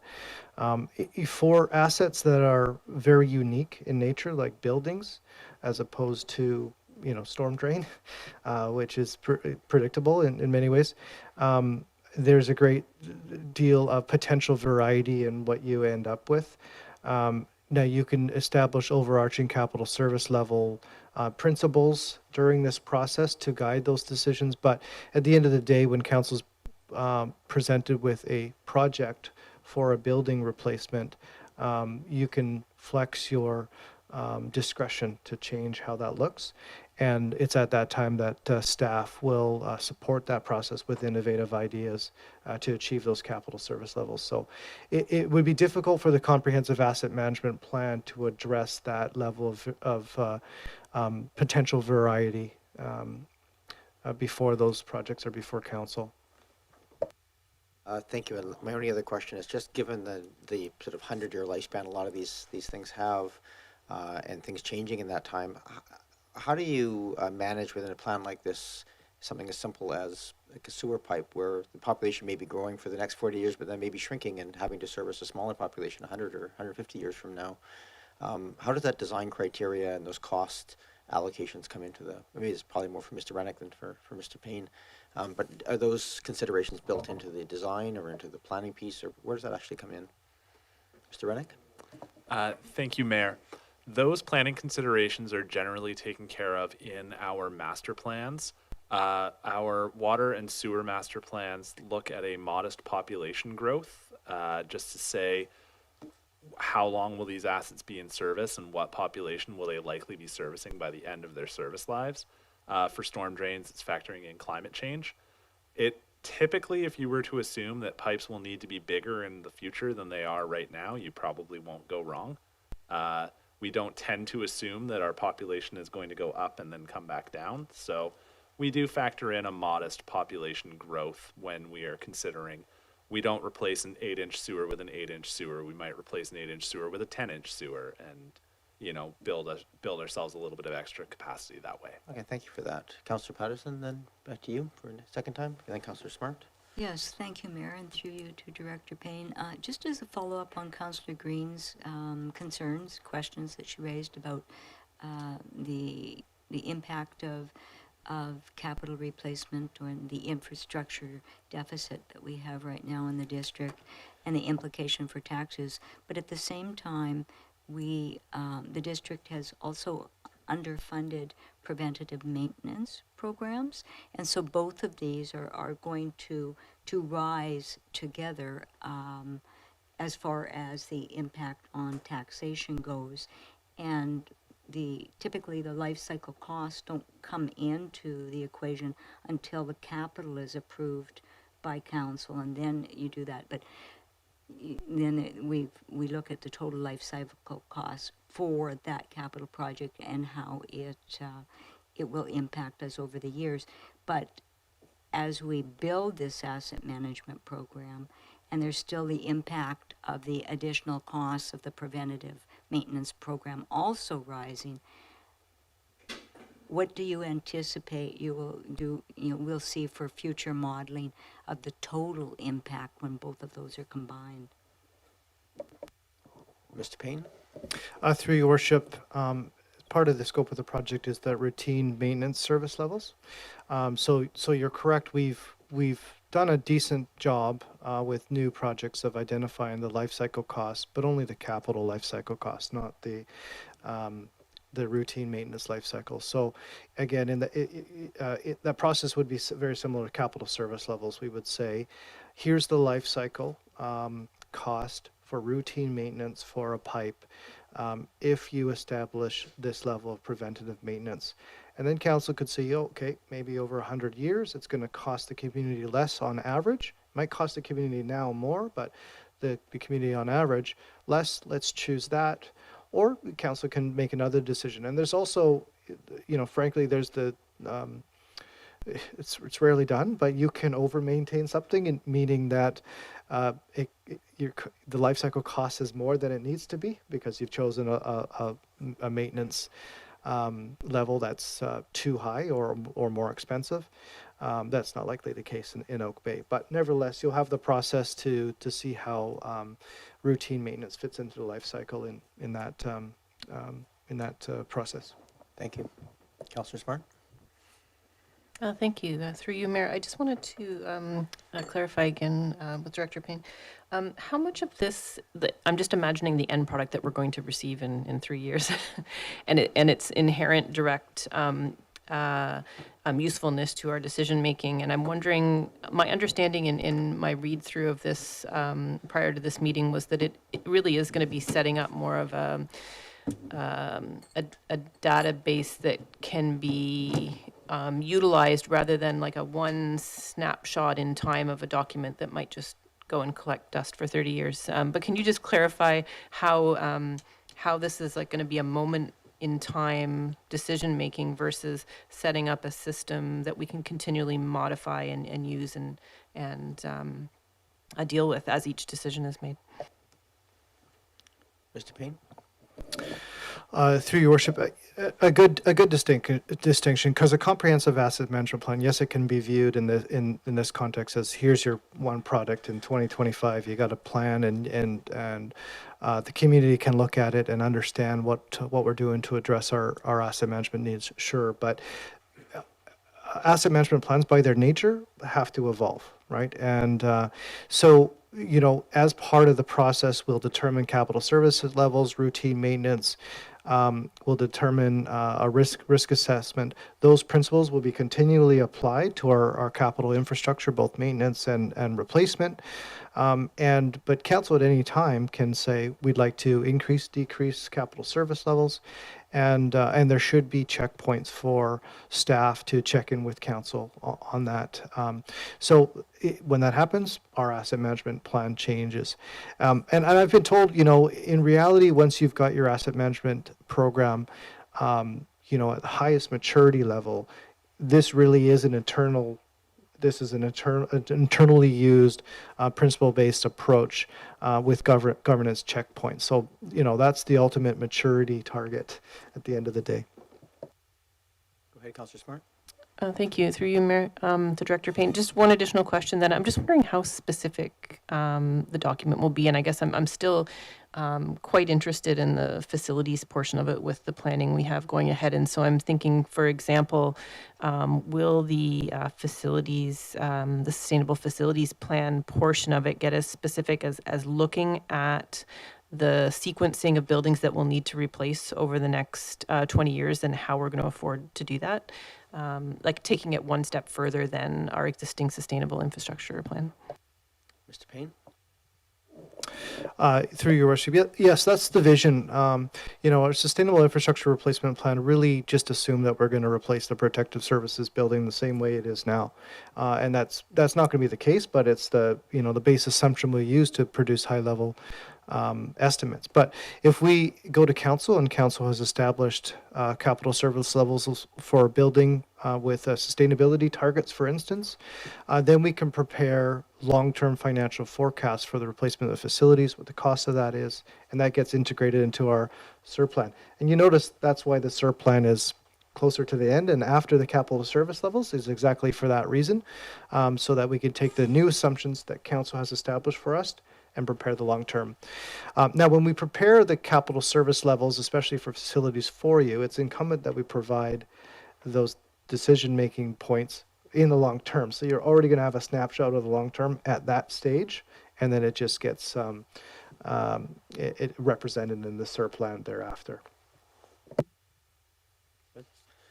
All right, we have seeing their hands here. It is subject to public input. If there's anybody online or in person who wish to address us or talk to this report, this is the opportunity to do so. I'm just going to turn back to this table. Is there any last questions of staff before we move on to decision-making pieces here? No? I'll take a motion to receive. Moved and seconded. All those in favor? Any opposed? Not opposed? I'm just going to give it another 30 seconds or so here in case anybody does want to raise up their hand. I'll take those. While they're doing that, I just want to share the comments made earlier from others, members of council. I appreciate the detail of this plan and also just the fact that it's coming. A lot of years of work of getting the component pieces. This is a good next step that we can kind of sort of see the whole coming into shape. So, okay, no other public input. Any other discussion? Well, if we get a motion on the floor. Move the recommendation. Motion to approve the comprehensive plan. Is there any other discussion on this? Not seeing any. Oh, Councillor Green. Just a really quick comment. What I really appreciate through you to both Mr. Rennick and Mr. Payne is that this moves us from the reactive to the proactive. And I think that's really incredibly important for the future of this community. Thank you. Thank you, Councillor Green. It's true, and it's also the one place where we have probably the highest opportunity to save money as a community. We start looking at $10 million or $20 million a year in capital work, and if you're looking at this proactively, saving 10%, then that's a massive difference in terms of our overall budget. All right, with that, ready to call the question. All those in favor? Any opposed? None opposed? That carries. Again, thank you very much, Mr. Payne and Mr. Rennick.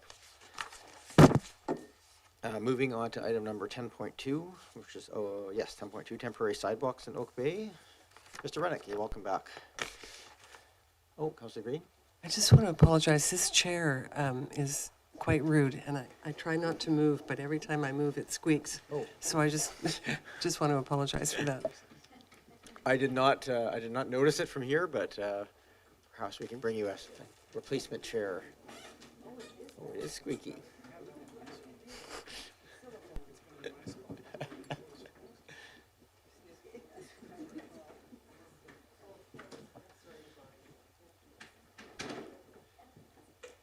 This is Mr. Coates carrying the chairs around, Director of Corporate Services. This is obviously falls under the other duties as required, portion of your your employment agreement.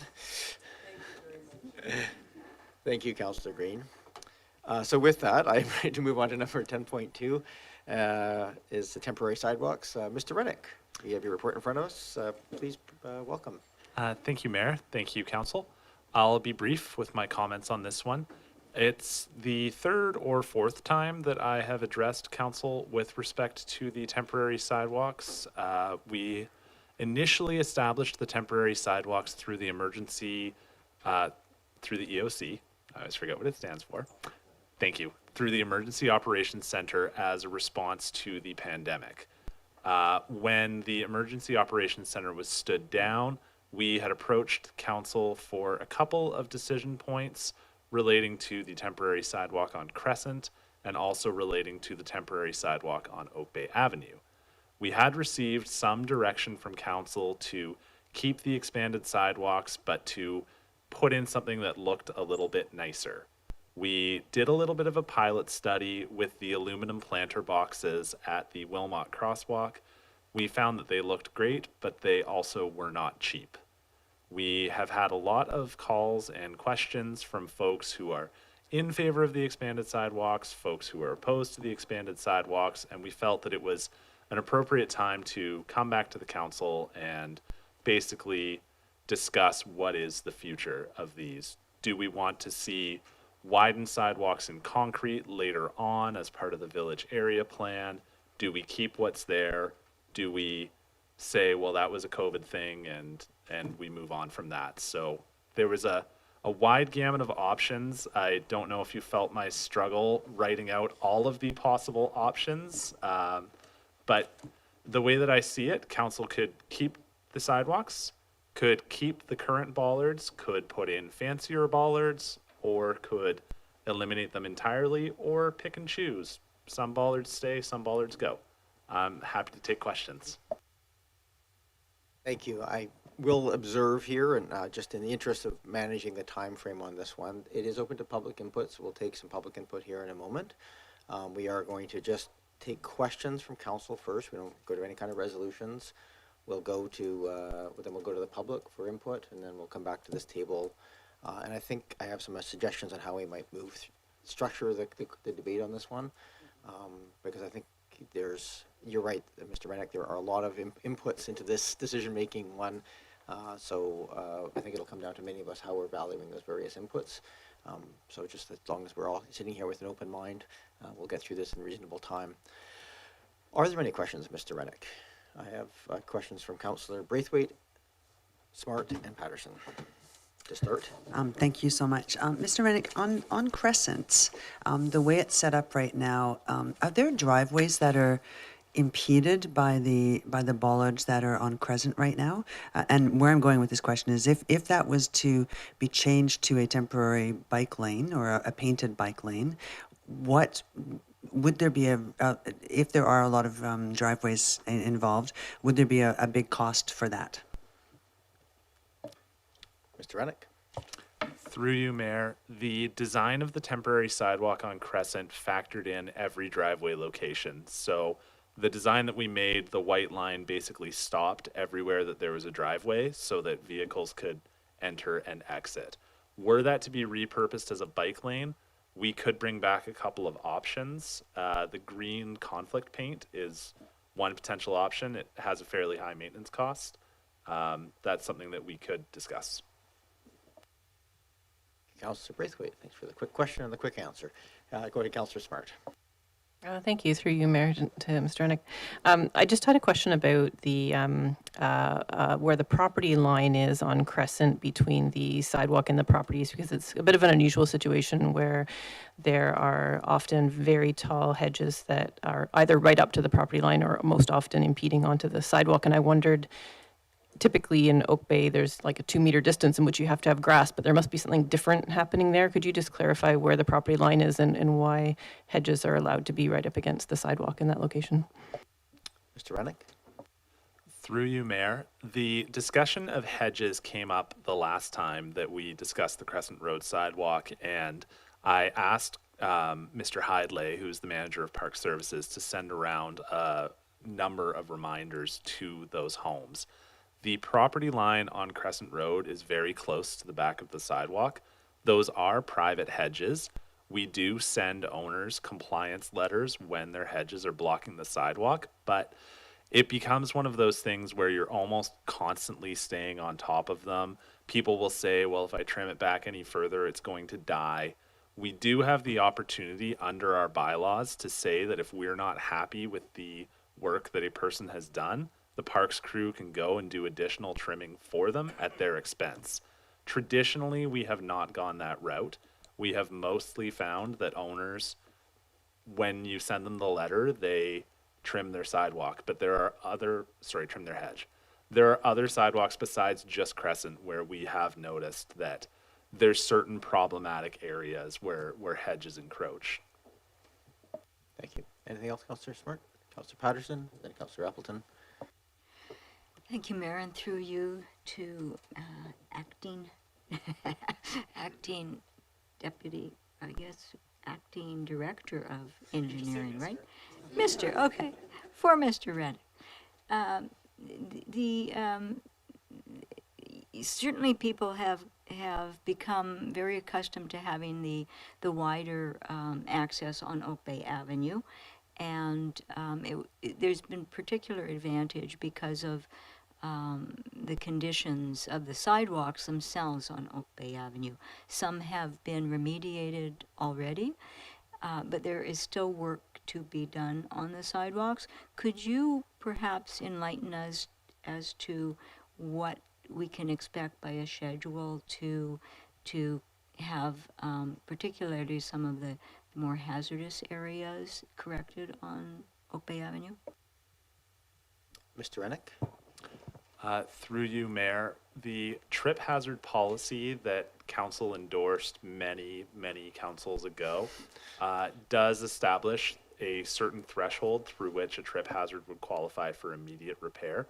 There are some uneven sections of Oak Bay Avenue sidewalk that do not quite meet the formal definition of trip hazard. Many of them have been marked. Some of them are ground down. I would say that we don't have a specific schedule for a major repair program. We have a couple that we're watching, basically, and if they get significantly worse, we will deal with them. Councillor Patterson? Thank you, Mayor. And just a follow-up to that. I'm thinking particularly of areas where there's still upheaval from trees that were partially cut down, and the root network has caused certainly a lot of upheaval of the sidewalks. And just with changes in the patio cafes and whatnot, we're getting a very reduced walking area. So those are the particular ones I'm seeking just advice on when those will be changed out. Thank you, Councillor Patterson. I believe there's one tree left. Is there in front of Ivy's bookstore at this point, Mr. Rennick? Yes, through you, Mayor, that one stump continues to be a real issue for us. It has caused damage to some under sidewalk infrastructure that BC Hydro owns, and I think we're on our 5th person at BC Hydro trying to get somebody to come out and take a look at it. So that has been what has been slowing down that particular stump removal.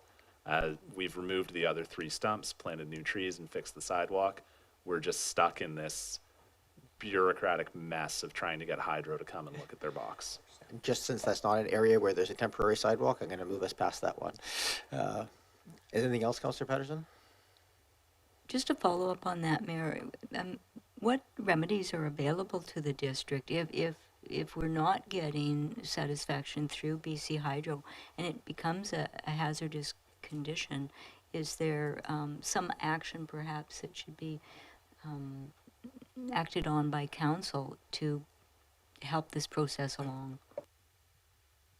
Williams, I might just turn to you on this one. Is there the question here is a much broader question, asking about relationships with BC Hydro and how we might accelerate if there's a concern here. I might just ask that staff take that offline, that question, because again, we have a very specific question in front of us which has lots of moving parts without that question being added.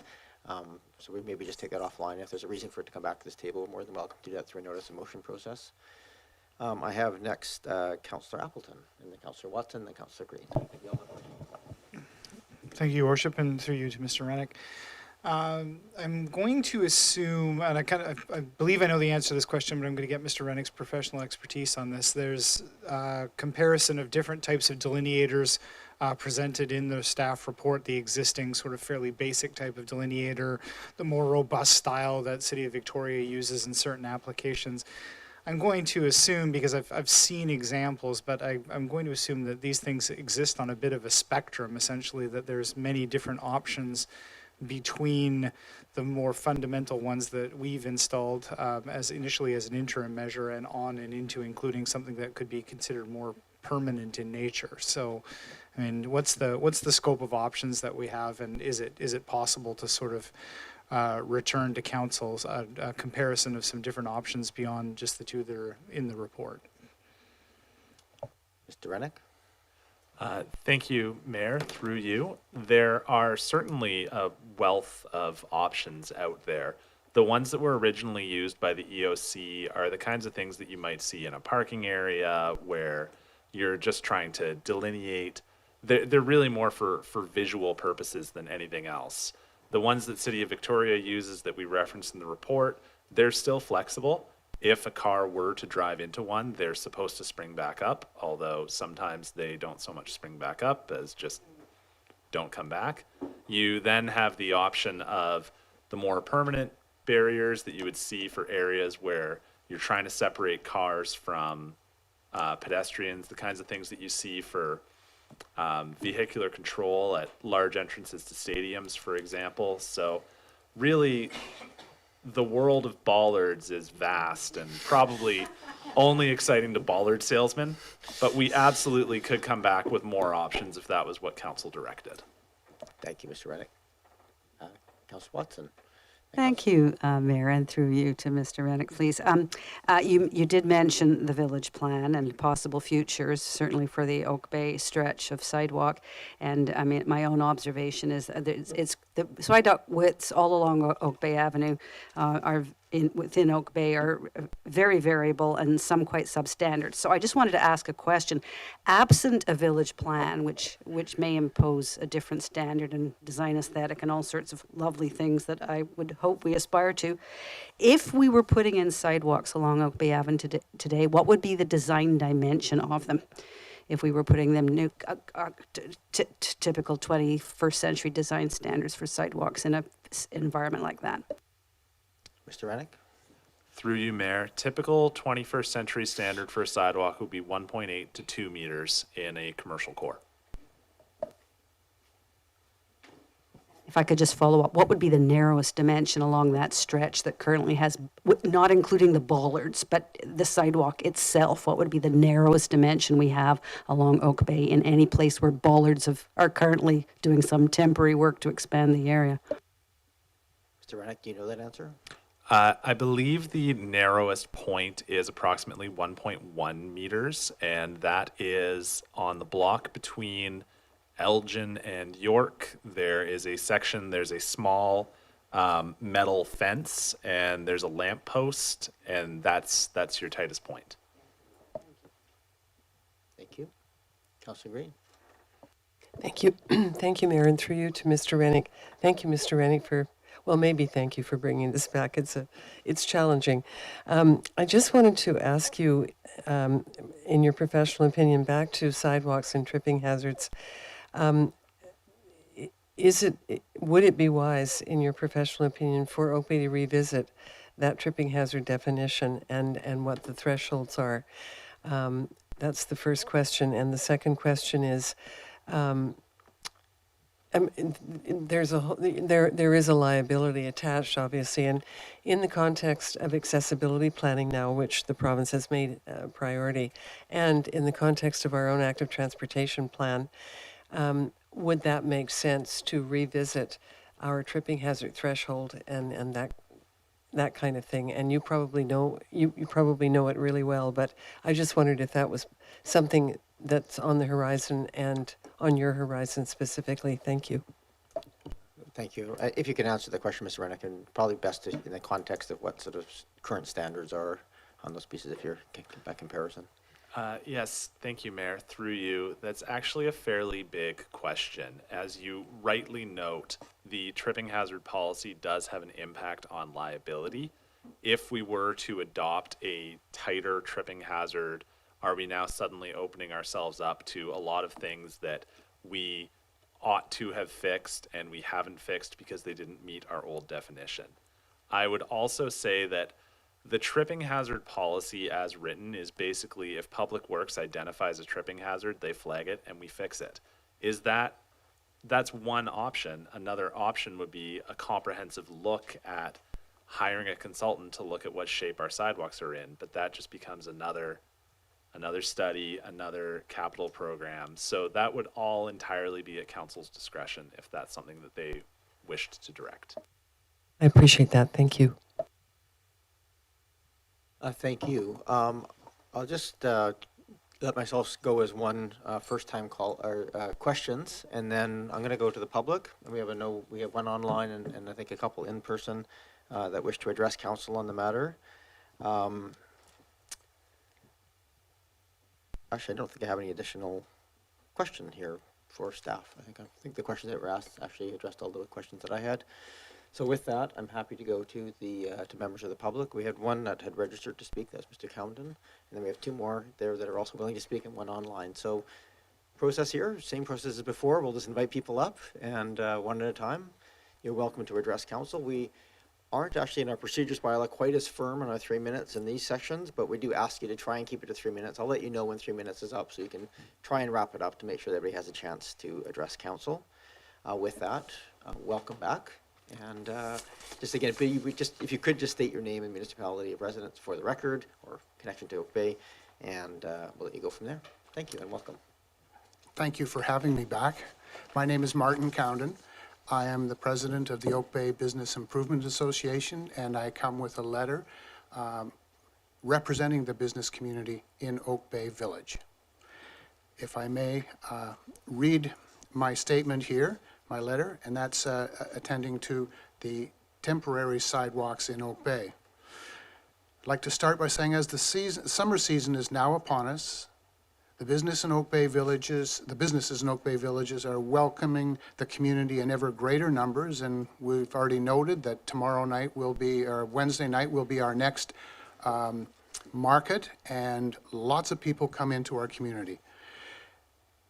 This year, more than last, there's a sense of returning to in-person shopping in the community, in our village, to the events as a destination to be enjoyed by people of all ages and levels of mobility. We sincerely appreciate the quick efforts made by council and staff during the pandemic to put measures in place for community safety and comfort when visiting the village. These timely, decisive actions help keep businesses connected to the customers and provide more opportunity for businesses to meet the community's needs at a very precarious time in our history. Ongoing support through the pandemic was key to our business survival and remains key for our business recovery going forward.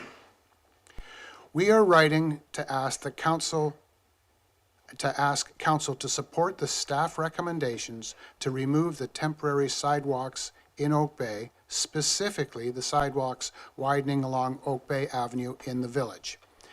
I think we could be even more specific, saying west of Wilmot, because that's where they're predominantly in that area.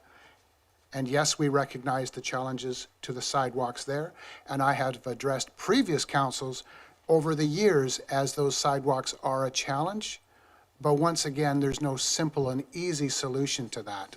However, we identify the issue, and sadly, I don't have solutions sufficient.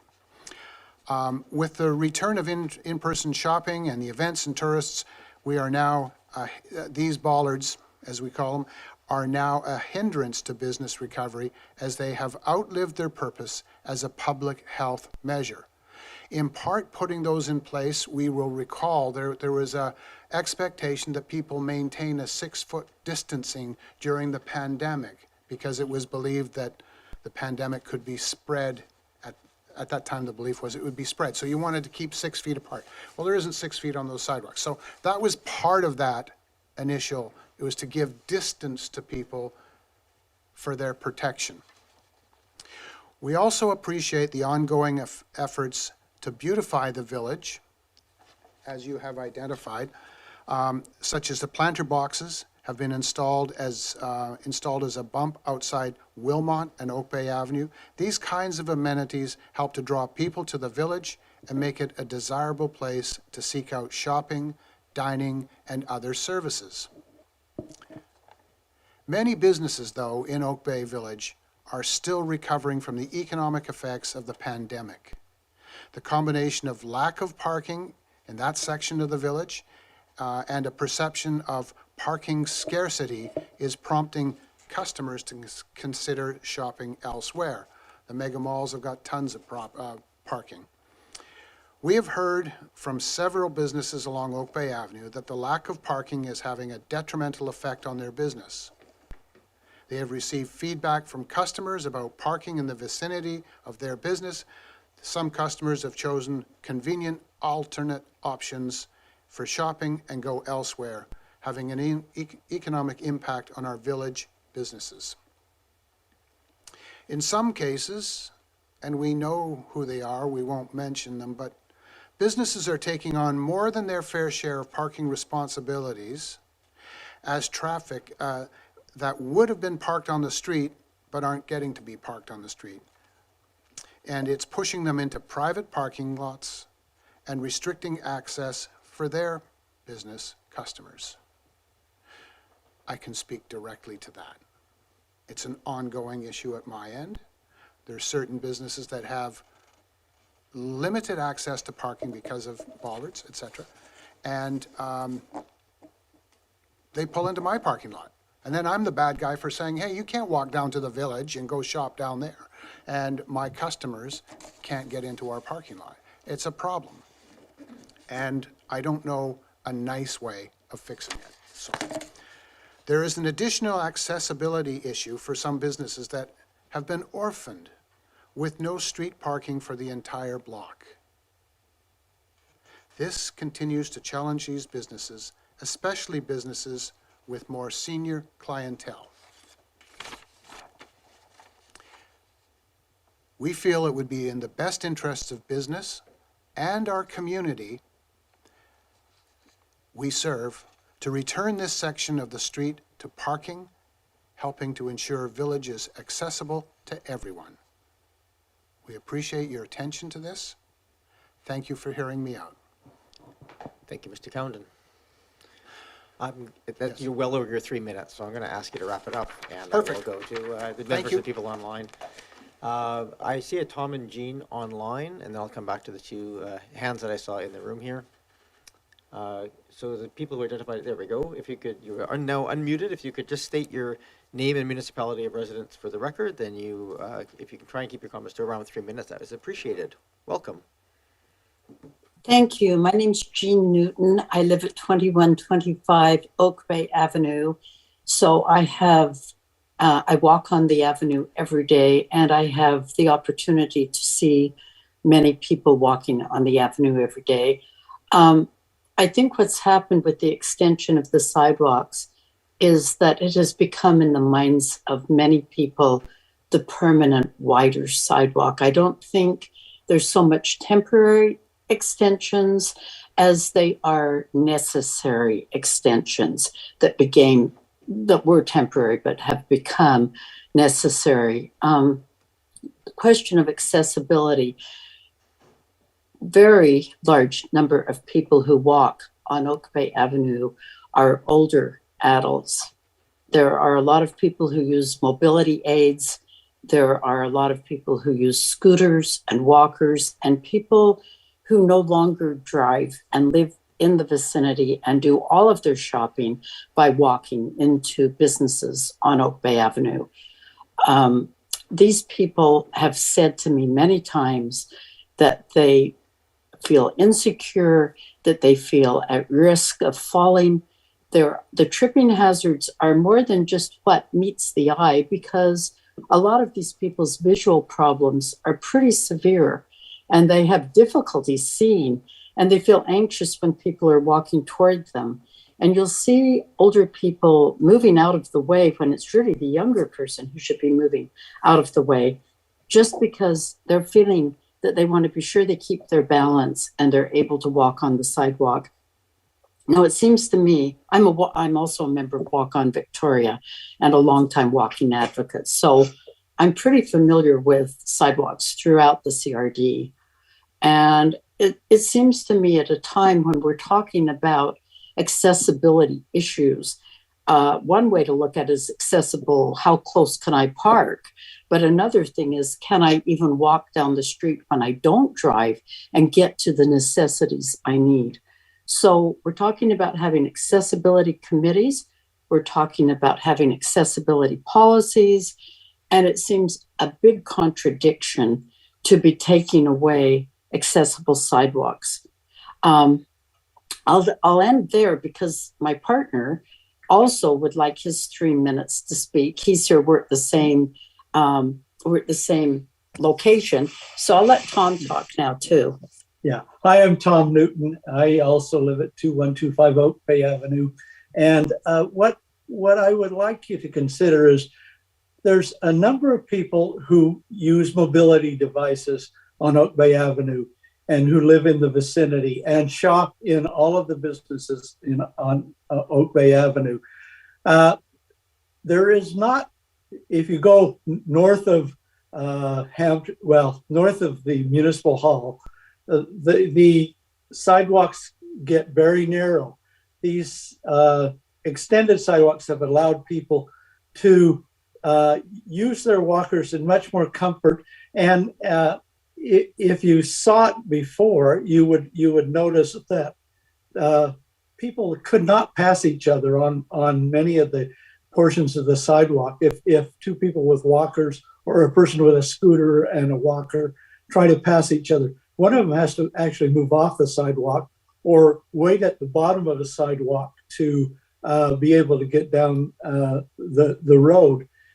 What I see happening every day in Oak Bay is younger people using the extended sidewalk because it's faster. Also, there's a number of people who walk their dogs up Oak Bay Avenue. They use the extended sidewalks so that older people can use the sidewalks and use their mobility devices on the sidewalks.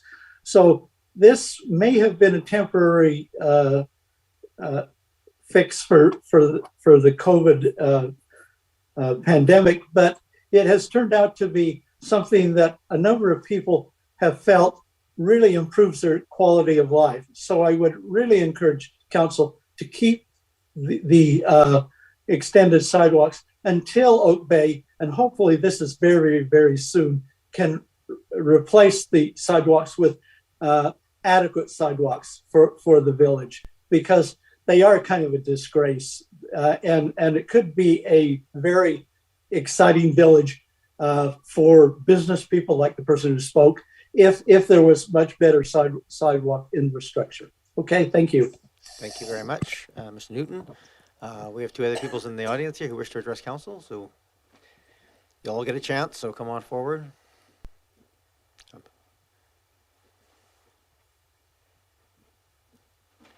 You've probably heard the routine by now. You just should push the button so people online can hear you as well. Thank you. Thank you, Mr. Mayor and Council. I'm Rory McAlpine.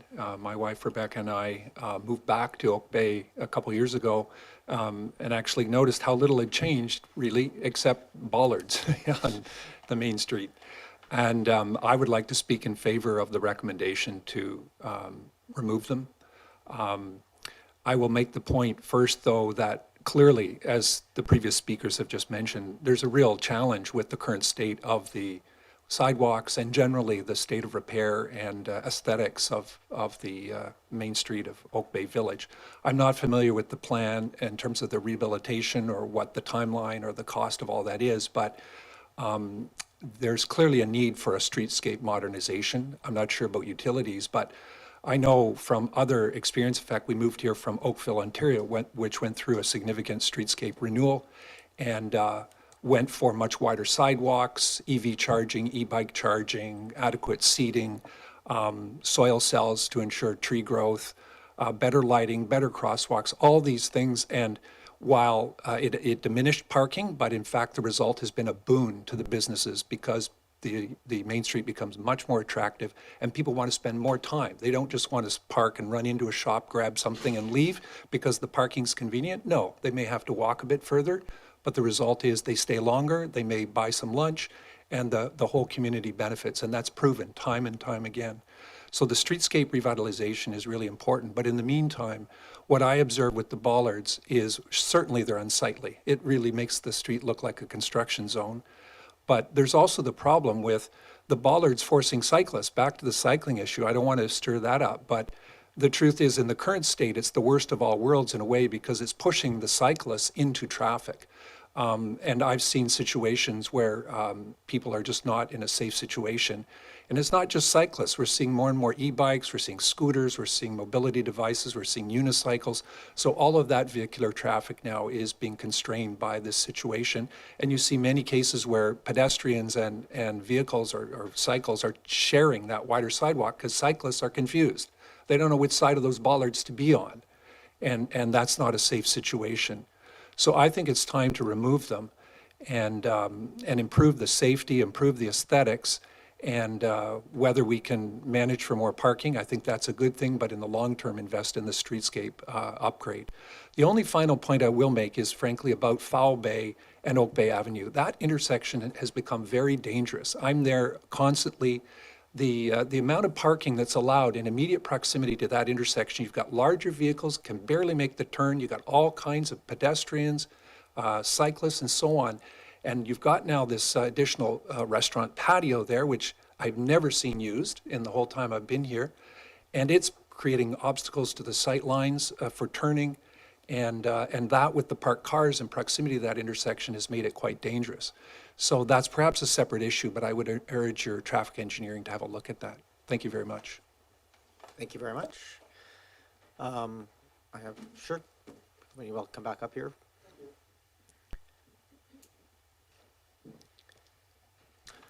Carl Coyle Martin, South Oak Bay. Mr. Mayor, through you, the council, I encourage you to remember on September 6th of last year, first day of high school, we had a high school freshman crossing the crosswalk at Elgin with the crosswalk signal, hit by a driver and dragged for 25 feet, significant injuries. They kept her out of school for some time. This is a hazardous road segment on Oak Bay, and the crossing to Elgin and Mitchell connect many parts of South Oak Bay to the amenities at the high school and that community center. I did not see any discussion in the engineering document of implications for whether removing these bollards would increase or decrease the hazardous conditions on this road. And so I ask you to ask the Department of Engineering to assess will this increase or decrease pedestrian safety? And perhaps also we can use this as an opportunity to add some engineering mitigations and engineering controls to increase the safety of that crossing so our students can get to school uninjured. Thank you. Thank you very much. Short and sweet. Come on up. I don't see any other hands online. If anybody online wishes to address council on this matter, this will be the last opportunity. Am I on here? You can hear me okay? We can, thank you. Very good. My name is Greg Lambert. I live on Crescent Road. I would like the bollards removed. I have 4 points to make. I hope to keep it all under 3 minutes. I guess the first piece is, it was a COVID response. We were trying to respond. We were trying to give people space. But we have a unique position in watching this particular section of Crescent Road, of course. I'm not quite sure we're in the position now where we need to have that space. It's now moved on from the COVID response to a cycling path, but it's now turned into more of a slalom where cyclists are kind of moving in and out and using the ball there. It says left, right, and more of an obstacle course. So as a function of that, I think if there is going to be something like a cyclopath that's considered part of a larger network, that's only a very small segment. So again, I'd like to reiterate, let's get rid of the bollards. They're already very damaged. And I guess the final personal point is there's a significant amount of construction on that street right now. Parking is very limited. It's very difficult right now. And of course, that removes a big section. And of course, all the parking is being pushed up and around the area, making life less safe, you could say, but definitely more inconvenient. Let's get rid of them. If there is a larger plan, I'd love to be part of it and see it. But at the point, I think it was an interim solution where that response, that requirement has now passed. And let's remove those bollards, please. Thank you. Thank you very much. I always appreciate concise comments at this table. Oh, yes, thank you for that. I don't see any other hands indicating online that they wish to speak. So we're back to this table. Are there any questions? I might just redirect Mr. Coyle Martin's question in terms of the report. Mr. Rennick was silent on safety because it was not specifically because the original things was a public health safety piece. Is there anything you wish to add? I do note that those bollards are not capable of stopping or slowing a vehicle. Is there anything you wish to add to the report in terms of general safety comments? Through you, Mayor, you are correct. Those bollards would not stop a vehicle. The bollards, as you note, that was looking at safety from a public health, social distancing perspective only. we have not done the detailed analysis as to what impact there would be on Vision Zero on that level of interactions between drivers and cars. I would say that from the strict perspective of the concrete sidewalk has a 6-inch raised curb, the expanded sidewalk doesn't.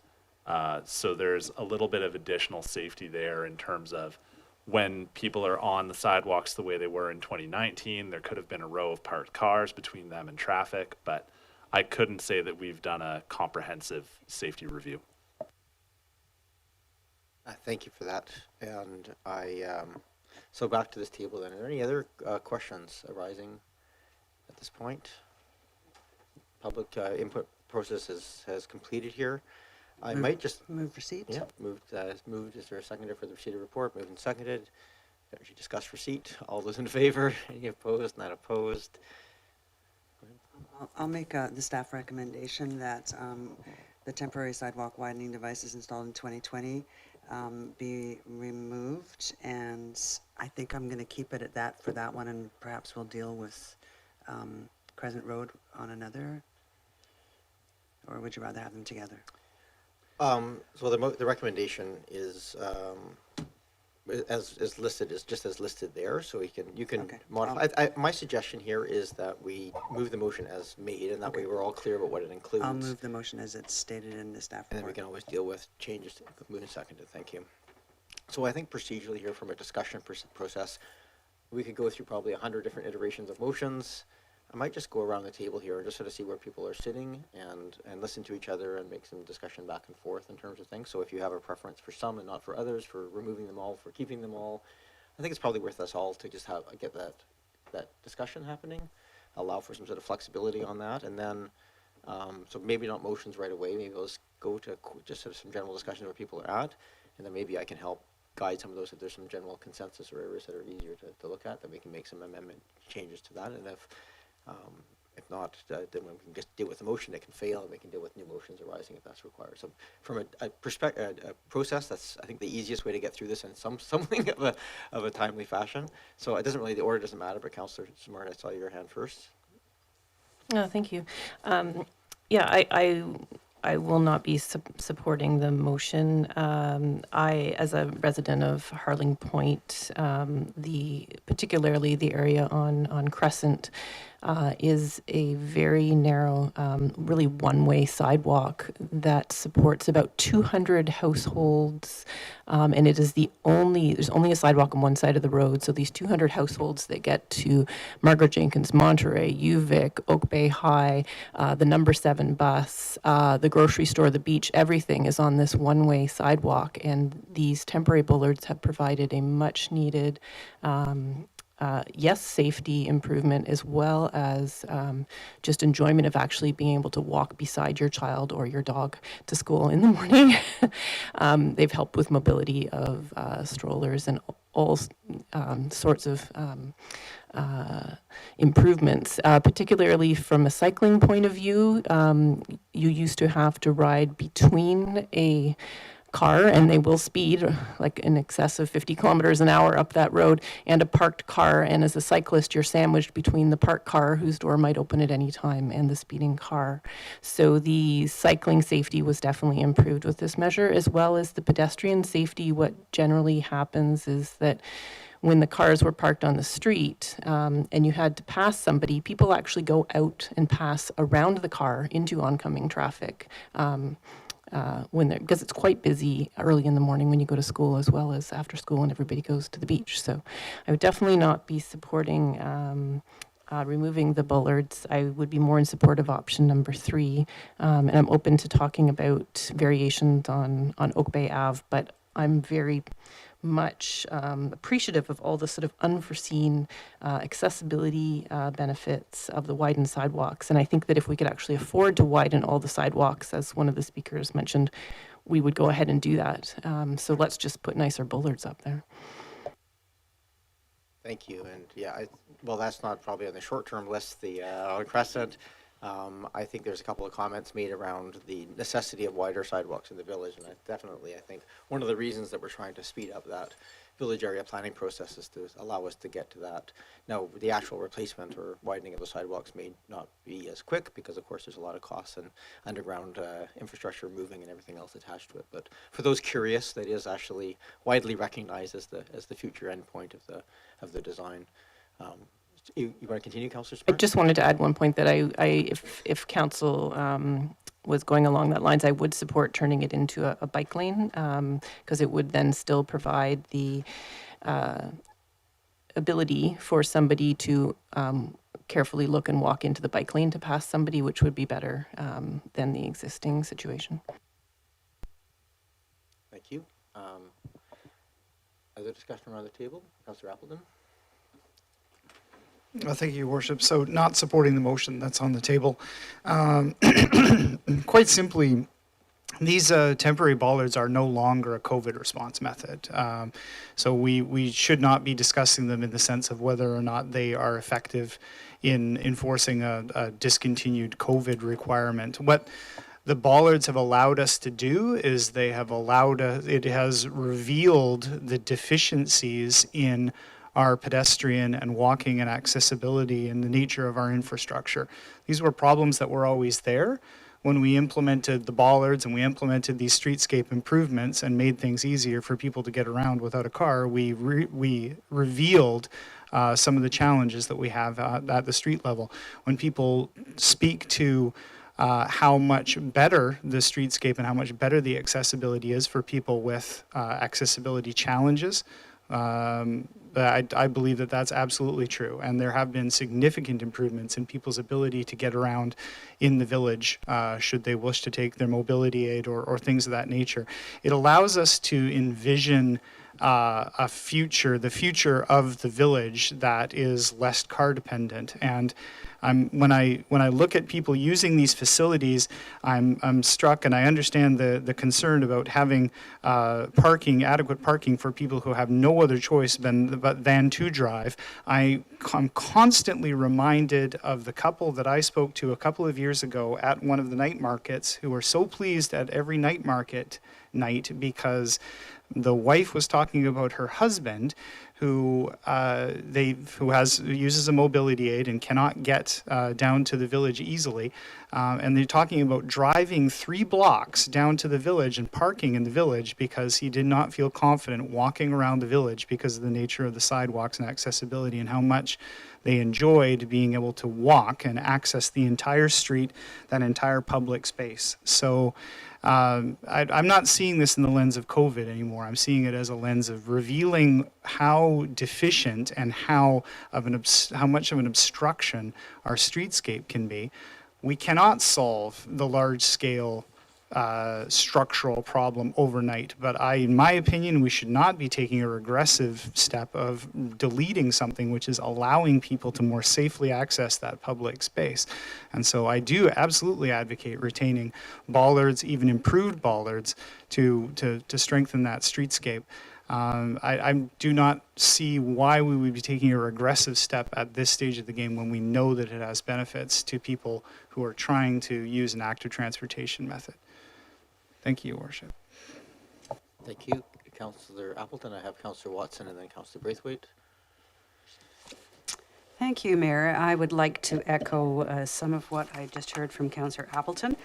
I agree that the bollards are unsightly and that they actually don't provide any safety measure for those who are using the effectively expanded space. But they have, in effect, become a way to make our village and Crescent Avenue more accessible for shared use amongst cyclists and pedestrians. And although I certainly would not support them as a long-term solution, I think removing them would be counterproductive, especially as we're moving towards a new future, which will provide at least that much space on our roads. So I we don't have the motion in front of us yet that would support actually improving them and making them work more. And I'm not quite sure what I think about how much to invest in them, but I certainly don't support removing them at this point in time. I would prefer to see them stay there while we take the time to develop our village plan and envision our new beautiful future that provides the kind of space that may well exceed the 1.82 meter standard that we would expect to see all the way along that street right now if we were building it anyway. So I don't think we want to be taking that space away at this point in time. Thank you, Councillor Watson. I have Councillor Braithwaite. Thanks so much, Mayor. This is a really tough one because there's so many great arguments on either side. It's one of those things, I think we're damned if we do and we're damned if we don't. However, I will speak in favor of most of the motion. I think that what I go back to is the last two markets that were on the avenue. I was walking by some broken off bollards that were total tripping hazards. Like that's how they are right now, is that when they're broken in the way some of them are, they become really big tripping hazards. And I ended up having to go find orange cones and putting them over top of the bollard that was broken to ensure that somebody else wouldn't go and trip over it. So I'm kind of looking at it from a safety issue in that aspect. I think that they are very unsightly, as you said, Councillor Watson. I think that in the village itself, I would like to see, I'm looking forward to the village plan, and I think it was Mr. McAlpine, I think if I've got your name right, that talked about the streetscape modernization, and that's what I'm trying to envision what our streetscape will look like in the future. I also take note of a comment that was made, especially for on the avenue, where those bollards in some cases push the cyclists further into the driving lane, and to me that becomes an issue for the cyclists. And I think on Crescent, I'm now confused because I heard Councillor Smart say that it's a good lane to walk in, but then if you put bicyclists in there and have people walking, I think that's another cause for having some sort of an accident in that regard. I wouldn't be opposed to making it either a bike lane or a walking lane, but to have it as both, I think that would be even more confusing to people. So for Crescent, I'm going to be interested to hear what other people around the table have to say. But for Oak Bay Avenue, I feel pretty strongly that we should be removing those bollards, even though they have been very useful to us to this point. But I think that it will help us in when we envision what we want our village to look like in the future. But for right now, I think it impedes some of the businesses, and I think it also it makes it more dangerous for cyclists going down the road right now. So my thought right now is that I'm inclined to say remove the bollards on Oak Bay Avenue, but I'm willing to listen to what happens at Crescent. I think if I might, and Councillor Spark can correct me, I think what was said is that she'd be supportive if that was a bike lane, because at least you could look for bikes and step into that more safely than you could into a car lane. And I understand, but I'm still saying that if you... As long as that was clear, yeah. That's fine. Thanks. I have Councillor Green and then Patterson. I'm sure I haven't missed anything. Yes, Green and then Patterson. I'm sorry, I thought Patterson was ahead of Green. Well, it happens to be the order of whichever direction I turn my head. You'll both have a chance to speak. Don't worry. Okay, thank you. I really appreciate the report. Thank you to Mr. Rennick. I also appreciate all the comments around the table, but I will say that I've talked to a lot of people about the bollards on Oak Bay Avenue in particular, and I was also the liaison to the BIA last term. And I know that a number of the business owners were really concerned about access to their businesses, about the fact that people who had mobility issues, who didn't have mobility aids, but who drove to the village and couldn't park nearby, it was an impact. And there were a number of businesses that lost clientele as a result because of the restricted parking, particularly the stretch between Wilmot and Elgin. There are a number of small businesses all the way along to the intersection at Elgin, so they were very concerned. I also feel that they were erected for a purpose, and that was to separate pedestrians from one another. And I agree with Councillor Braithwaite. They are forcing cyclists into the roadway at this point on Oak Bay Avenue. And Oak Bay Avenue, in my opinion, the speeding that's going on there is incredibly dangerous. And the crosswalks are not that safe either. I've almost been hit 3 times in those crosswalks, so I know that there is a traffic issue there as well. So I also realize that some drivers are quite confused by the bollards and confused by all of the activity going on around them. So I think there are other hazards to be aware of. I'm also concerned about the village plan. We will be planning and reimagining the village as a center. So I think it behooves us to look at the planning, long-term planning, rather than a reactive approach, a proactive approach. And finally, one of the things I realized the other day during the Arts Alive tour was that there is simply no seating on the avenue. And for people who do have, like myself, who have knees that are not great anymore, there was nowhere to sit, and there was a lot of standing. So I would rather see the bollards gone and put in some benches for seating and that kind of thing along the avenue. I think that would be more of a need. And COVID is now over, so I'm hoping that we can look at this as a total plan rather than, again, as a reaction to a specific thing. As for Crescent Road, I would like to hear from others on that issue. I think Councillor Smart made some good comments, as did the resident from that area. Thank you. Thank you, Councillor Green. I have Councillor Patterson. Thank you, Mayor. And I think, like most around the table, the bollards that are remaining, what is left of the bollards, are extremely unsightly and perhaps hazardous. And there's also the aspect of the street cleaning, which is difficult.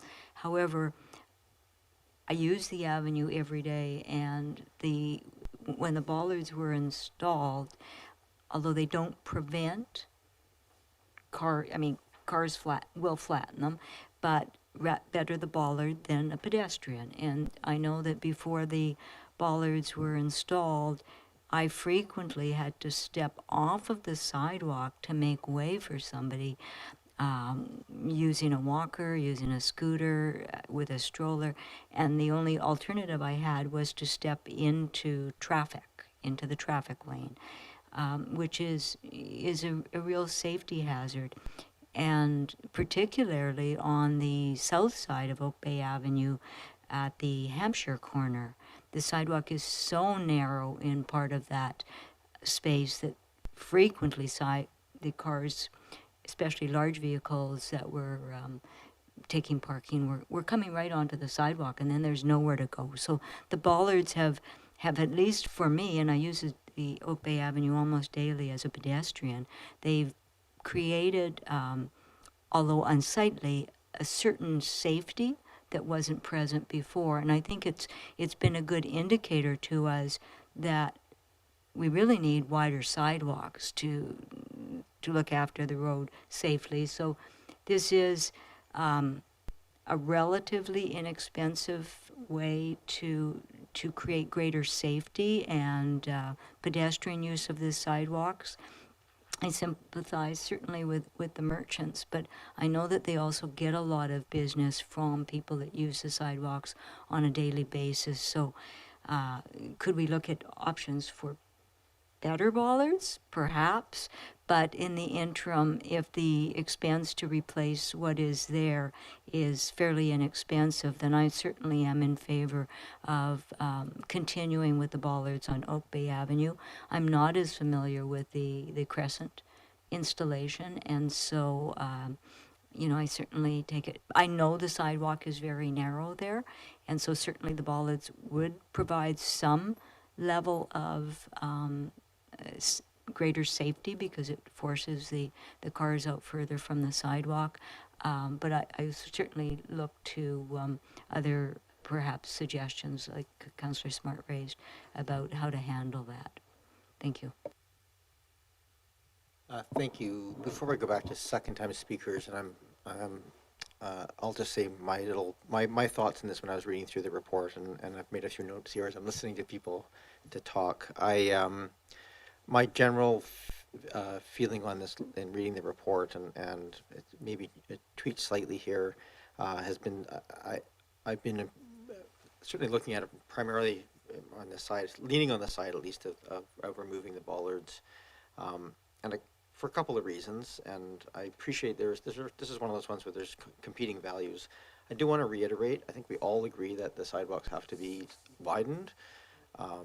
And I think that's that universal agreement, and that looking at that design piece in the plan will make that difference. So the question is really just the short-term use of these bollards, which could be years, granted. And just for those who aren't familiar, one of the beautiful things about the village is all of the infrastructure isn't. You notice it coming across Foul Bay Road, how the sky opens up and you get trees instead of wires, and it has a totally different feel. The cost of that, of course, is that means all the wires are underground, and so as we're making changes to something as simple as widening a sidewalk and moving a light post, it becomes a much bigger job because we have to move all the conduits and everything else under the ground as well. So there's a reason we're doing a plan, because we can really only afford to do this once, so we're making those changes. So here's my thinking on this as I was working and listening and my original notes. One, I think if we're looking at this from a safety perspective, I don't see that the current situation with the bollards is an improvement for a couple of reasons. One, we had someone comment about the car that jumped the sidewalk and killed the worker. Those sidewalks do provide safety, and those pieces there, I'm not sure what the situation would be like if we're having people there. We've certainly raised concerns and put a lot of work into the design and consideration of the sidewalk patios to make sure that there isn't an opportunity for cars to swerve into those and cause bodily harm. So I think that consideration should be part of our consideration. I did listen to the business argument here quite carefully, because there's a mantra I know in business where retail is detail, and you pay so much attention at a business level to make sure that your signage is attractive, that the outside and the inside of the store is attractive. Now, we as a community have to make our core attractive to attract people into it, to support those businesses. It's not a trivial thing. The more it looks run down, the more unattractive it is. That turns people away from coming into the business centers. And I think we just have to be very cognizant of that as we're looking at our considerations of this. What is that attractiveness, and what is the parking capacity and so forth that we need to support it? But interestingly, there are excellent cases for both. The point being made that if people are comfortable walking, they stay around, which is one of the reasons we wanted to change the design. At the same time, it's very real that people with mobility issues do typically drive, and they want to be close to where they're going. So the parking becomes a significant issue for people who are coming in to do it. And frankly, they are unsightly, and unless there's a substantial change to those designs, I'm not sure what you could do to make them less unsightly, because by their very nature, it makes it very difficult to clean those stretches beside them, that they tend to accumulate debris, and it'll be that much more noticeable in the fall when the leaves are coming down. And I do also just want to acknowledge that those designs of the current sidewalks are suboptimal. They're not designed to allow for people to pass easily. They've been there for 70, 80 years. So they're not an urgent crisis that we have to fix, but they are certainly something that that causes problems as people are crossing in passes. To the point, a couple of points made, I think the stepping onto where there's parked cars and people have to step off the sidewalk, it's not if they're walking around the parked cars, that's not a safe thing. If they're stepping in between two parked cars to let someone pass and step back up, the more able-bodied, that's not a safety risk. So I'm torn on this one. I think for my balance of the pros and cons, I tend to lean on the removal, certainly in the village. Crescent Road is an interesting one. I've had many complaints of residents there that, again, unsightly and problematic.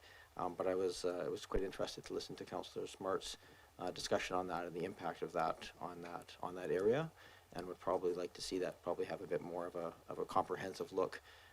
So where I'm kind of landing at this point is probably more in support of the motion, but perhaps removing the Crescent Road for a bit more consideration of options on that, just because I think that has a little bit more nuance to it. I think the business and the aesthetics in the village, for me, are substantial enough that I would be supportive of having them removed at this time. I don't see it as regression. I see it as a return to the normal, and we can make that attractive. It works, and we can get on with the village planning process. That's kind of where I'm leaning right now. Councillor Appleton, you wanted to speak again? And then I might look to maybe perhaps some motions to kind of, or some, make some suggestions on some options here to kind of move us forward. Go ahead, Councillor Appleton. Thank you, Your Worship. I appreciate the opportunity to speak a second time. A couple of things went by there that unfortunately I can't just kind of allow to sit, unfortunately. A couple of comments about cyclist safety along both Crescent and Oak Bay Avenue. I'm in the position to be able to comment on this because that's my ride to work every morning. I've ridden that stretch of road literally hundreds of times. And I can say with definitive opinion and in my experience, those bollards do not make the road more unsafe for cyclists. In fact, they put cyclists not into the driving road or the vehicular lane. It's the lane of traffic, and cyclists are traffic. It in fact puts you out into a spot where you're more visible to cars, you're not hidden into cars, and you're more clear of the door zones. So you have to ride out further into the lane to ensure that you don't get doored from parked cars, which is the present concern. The concern for most cyclists going down Oak Bay Avenue is not actually the car passing you over your left-hand side, but somebody swinging their door open and hitting it. And again, I've gone down that road, that space of road hundreds of times, and it does not create an unsafe situation for cyclists. Neither does it do so on Crescent, which I've also done hundreds of times. Similar thing. Traffic, vehicular traffic, car traffic along Crescent drives too fast consistently all the time. It is too quick. People exceed the speed limit on a regular basis. The bollards put a cyclist into a position where they're more visible and, in fact, increase safety for them. If cars can't pass safely, then they need to wait. And especially through the avenue, if there's a situation where a cyclist has to ride out into the lane of traffic, then unfortunately, then if you can't conduct a safe pass, then you can't pass. Just two further quick points, Your Worship. The sidewalk patios that we've discussed extensively at Council were also a COVID response. And as Council has reaffirmed on a number of different occasions their support for continuing with sidewalk patios, they also reveal what is possible in terms of usage of public space. I don't think that our surveys from the public on this matter have shown that the public is not very much in support of retaining sidewalk patios and would not revert back to parking in those spaces. And I would just make the point, Your Worship, and I think it's important to reiterate in this case that as far as Oak Bay Avenue goes, the reason that the roadway is so wide and the sidewalks are so narrow is in part because there was originally a streetcar running down the middle of that road. That is why the road is so wide. It was not originally to accommodate vehicular parking. It was to accommodate a tram line down the middle of the road, which was public transit, and that was how people got around in South Oak Bay when that part of Oak Bay was originally settled, and that's how people traveled back and forth to businesses. So it was not always a large road surface devoted to parking of private vehicles. Thank you, Worship. Thank you. I think the tram line was removed in about 1925 or so. Go ahead, Councillor Smart. Oh, sorry, Councillor Braithwaite and then Smart. But I think actually I may want to just, if we can, what I'm hearing right now is there is a very narrow line on the village, and I think it was worthwhile to just take out the Crescent portion of this. So I might suggest that we just amend the motion to remove Crescent from the consideration of that. We can probably call the question on the village portion of that. And if it'll pass or fail, and then we can move.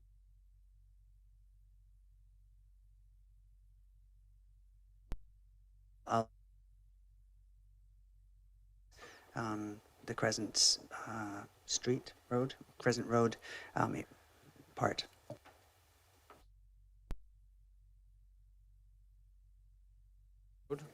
So the motion would essentially cover the removal of bollards from Oak Bay Avenue, and the question of Crescent Road we'll deal with separately. Is there a seconder for that amendment? So that the amendment now is on the floor. We're not going to discuss we're going to vote on the amendment? I think and this is for me just procedurally the fastest way I can get to a decision. So I appreciate if people may not support this at all, but I would suggest that we consider this and look at that piece, but it's up to each of you as to how you feel. So the motion at this point would remove Crescent, leaving the original motion slightly modified. Is that clear? Okay. Any discussion on that? Go ahead, Councillor Watson. Sorry, are we just discussing whether we want to have the amended motion in front of us, or are we actually discussing what would happen? I did get confused about where we're at right now. Sure. So the motion, the motion here is intended to essentially remove Crescent Road, and then we can deal with the main motion without Crescent Road attached, and it'll pass or fail, and then we can come back to Crescent Road as a separate piece, is my intention as the chair. Yes, just so it's clear, I still wanted to speak on that motion if it were amended before it would be voted on. That is, So, that okay, is the that's, we're process. still, Yes. So the question right now is just, the amendment is just to remove Crescent Road at this time, so the main motion will not include Crescent Road. Okay. All those in favor? Any opposed? Councillor Appleton, Smart, and Patterson opposed? Okay, so that passes. So we're dealing with the main motion, but modified now to not include Crescent. So we're just really dealing with Oak Bay Avenue as a discussion point. You've all made good points here at the table. There are probably other good points to be made, so I'll go back and we'll go we're dealing with second time speakers at this point. So I have Braithwaite, Watson, Green. Thank you. If I can go through you, Mayor, to staff, do we have any idea on what the cost would be to replace the bollards that are currently on Oak Bay Avenue with something that's more robust if the vote went that way? Mr. Rennick? Through you, Mayor, we would be looking in about the $30,000 to $40,000 range if we were to replace all of them with the more robust bollards. And if I could have a follow-up on that, and where would that money come from within our budget? Because that's not something that we have budgeted for. I'm assuming it's not something that we have budgeted for. And would there need to be a staff report on the types of bollards that would have to be used? Mr. Rennick? Through you, Mayor, I think that the type of bollard would be something that we could make as an operational decision. However, the funding source, as you note, it's not approved in the financial plan, so we would need council authorization on the funding source. Thank you. So, again, I mean, that again solidifies in my mind that I would not want to go down that road to replace the bollards. I would still want to have their bollards removed. So I will still be voting in favor for this portion of the motion. Thank you. Go ahead, Councillor Smart. Thank you. Through you, Mayor. Suggests that the capital cost to replace all of the expanded sidewalks on Oak Bay Avenue with thicker delineators would be approximately $20,000. I'm just wondering about the disparity between what is in the report and what was just mentioned. Mr. Rennick? Through you, Mayor, I may have misspoke. Let me double check. I was trying to do a little bit of math in my head, which is where I usually got myself into trouble. If the report said $20,000, then I did the math a lot more thoroughly when I wrote the report. I apologize for the confusion. Yep, okay, thank you for that clarification. Now we'll go back to Councillor Watson and then Green. thank you. I will not be supporting the motion to remove the bollards on Oak Bay Avenue. My own personal experience, I'm also on the avenue every day, both as a pedestrian and a cyclist. And one section that hasn't been mentioned yet, although I'm in it frequently, is the one from St. Patrick Street up to the corner of Monterey.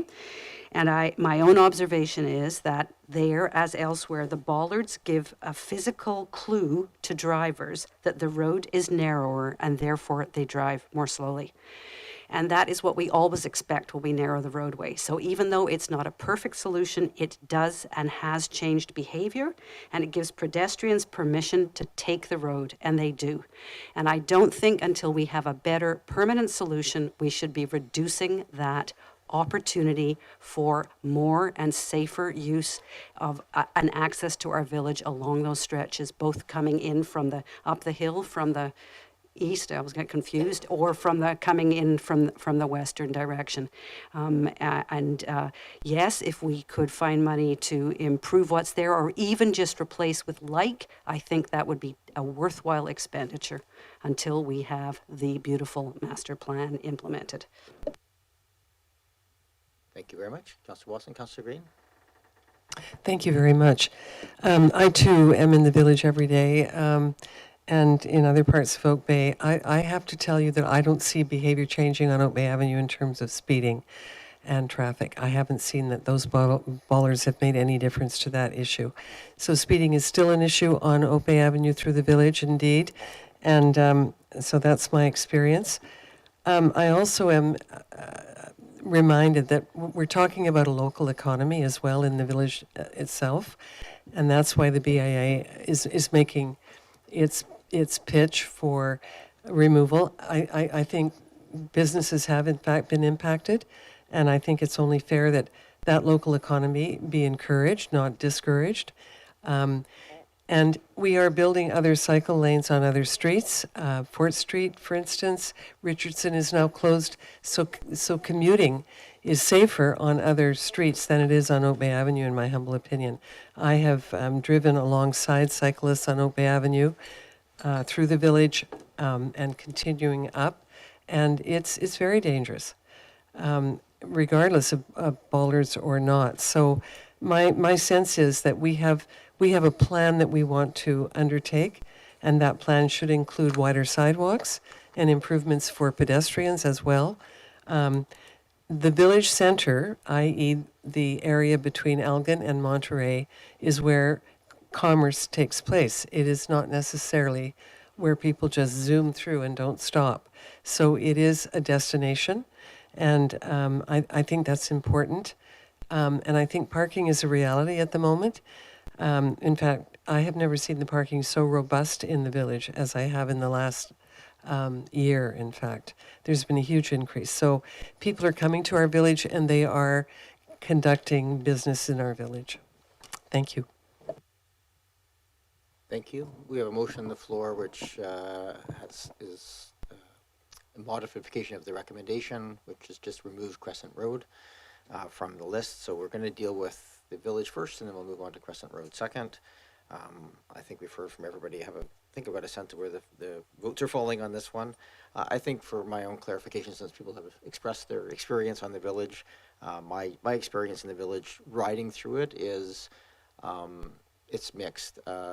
Heading west towards downtown, it feels safer on the areas where there's just bollards. It feels less safe where there's bollards and then parked cars because it's narrower. There's a few places where there are pinch points that are neither good nor bad. The way coming back is sort of similar experience. It is not a good design overall for mixed use at this point. I don't think the bollards substantially improve it.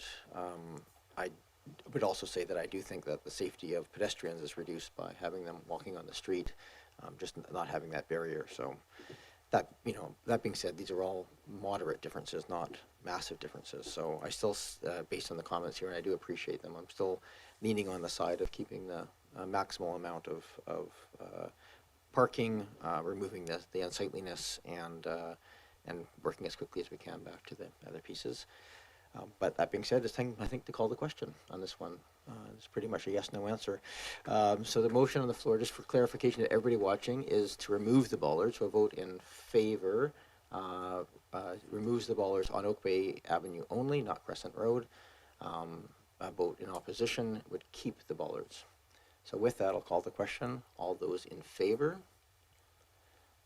and those opposed. I have Councillor Patterson, Councillor Smart, Councillor Appleton, Councillor Watson opposed. That fails on a 4-3 vote. We do not really have anything else there, so I think we're going to go to Crescent Road, and I think there was more support for Oak Bay Avenue than there was for Crescent, but I think if the original mover is looking at this, would you be willing to move the original motion for Crescent? Or maybe we don't need to, but maybe just move it so we actually have it on the floor, because we haven't otherwise made a decision. I'll move the staff recommendation for Crescent Road. Is there a seconder for that? This is, again, just for, I shouldn't say that. Is there a seconder? Oh, so again, the motion would be just the motion that would be on the floor. Or actually, maybe we'll do it in, there's no seconder for it. So we're looking for some direction on Crescent Road at this point. I think it's probably the better way of looking at it. But I don't like doing motions on the fly, so perhaps I might just look for a recommendation. If Councillor Smart, the way you've spoken, I'm assuming you want to recommend that the bollards stay or that they be replaced by a I'll bike lane. make a motion to direct staff to come back with options for repurposing Crescent Road as a bike lane.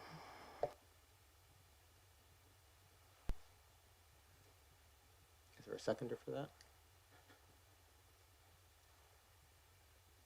I don't see a seconder on that, so. I'll second it so we can discuss it. Okay. Councillor Smart. Yeah, it's a tricky one. There's so many, as we've talked about with these issues, there's so many diverse points of view.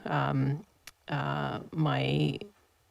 primary thing I heard from the majority of people in the neighborhood is, really just the sidewalk safety. And it's like, in addition to being a narrow sidewalk between hedges that are overgrowing it on one side, you've got a rolling curb on the other side. And so it needs protection, and I think everyone's divided as to whether it should turn, for clarity, it should turn into a bike lane because, for instance, the transit buses yell at the cyclists for not being in the bike lane that is actually a pedestrian lane. I could see that at least if we turned it into a bike lane, that it would perhaps please a greater amount of residents, although I'm also very amenable to it just staying as a wider sidewalk, because I find as a cyclist, if we added an additional sign, perhaps to make it clear that it's not a bike lane, it definitely improves the safety and ability for families, and any more than a single person or a person with a mobility device navigating that area.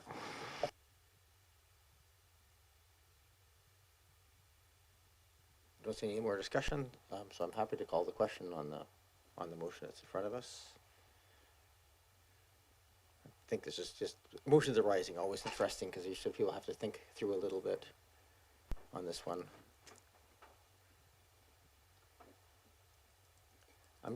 Go ahead, Councillor Appleton. Thank you, Your Worship. And while I appreciate the option being presented, and I do think that in the longer term, that may very well be what type of infrastructure needs to be there.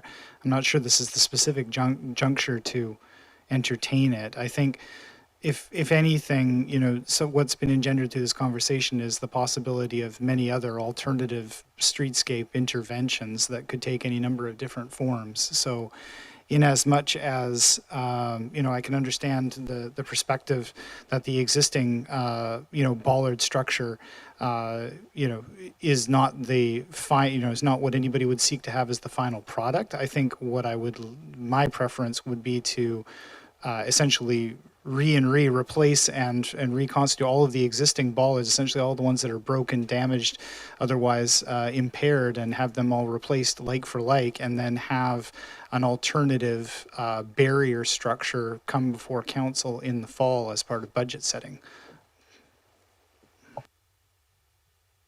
Councillor Green?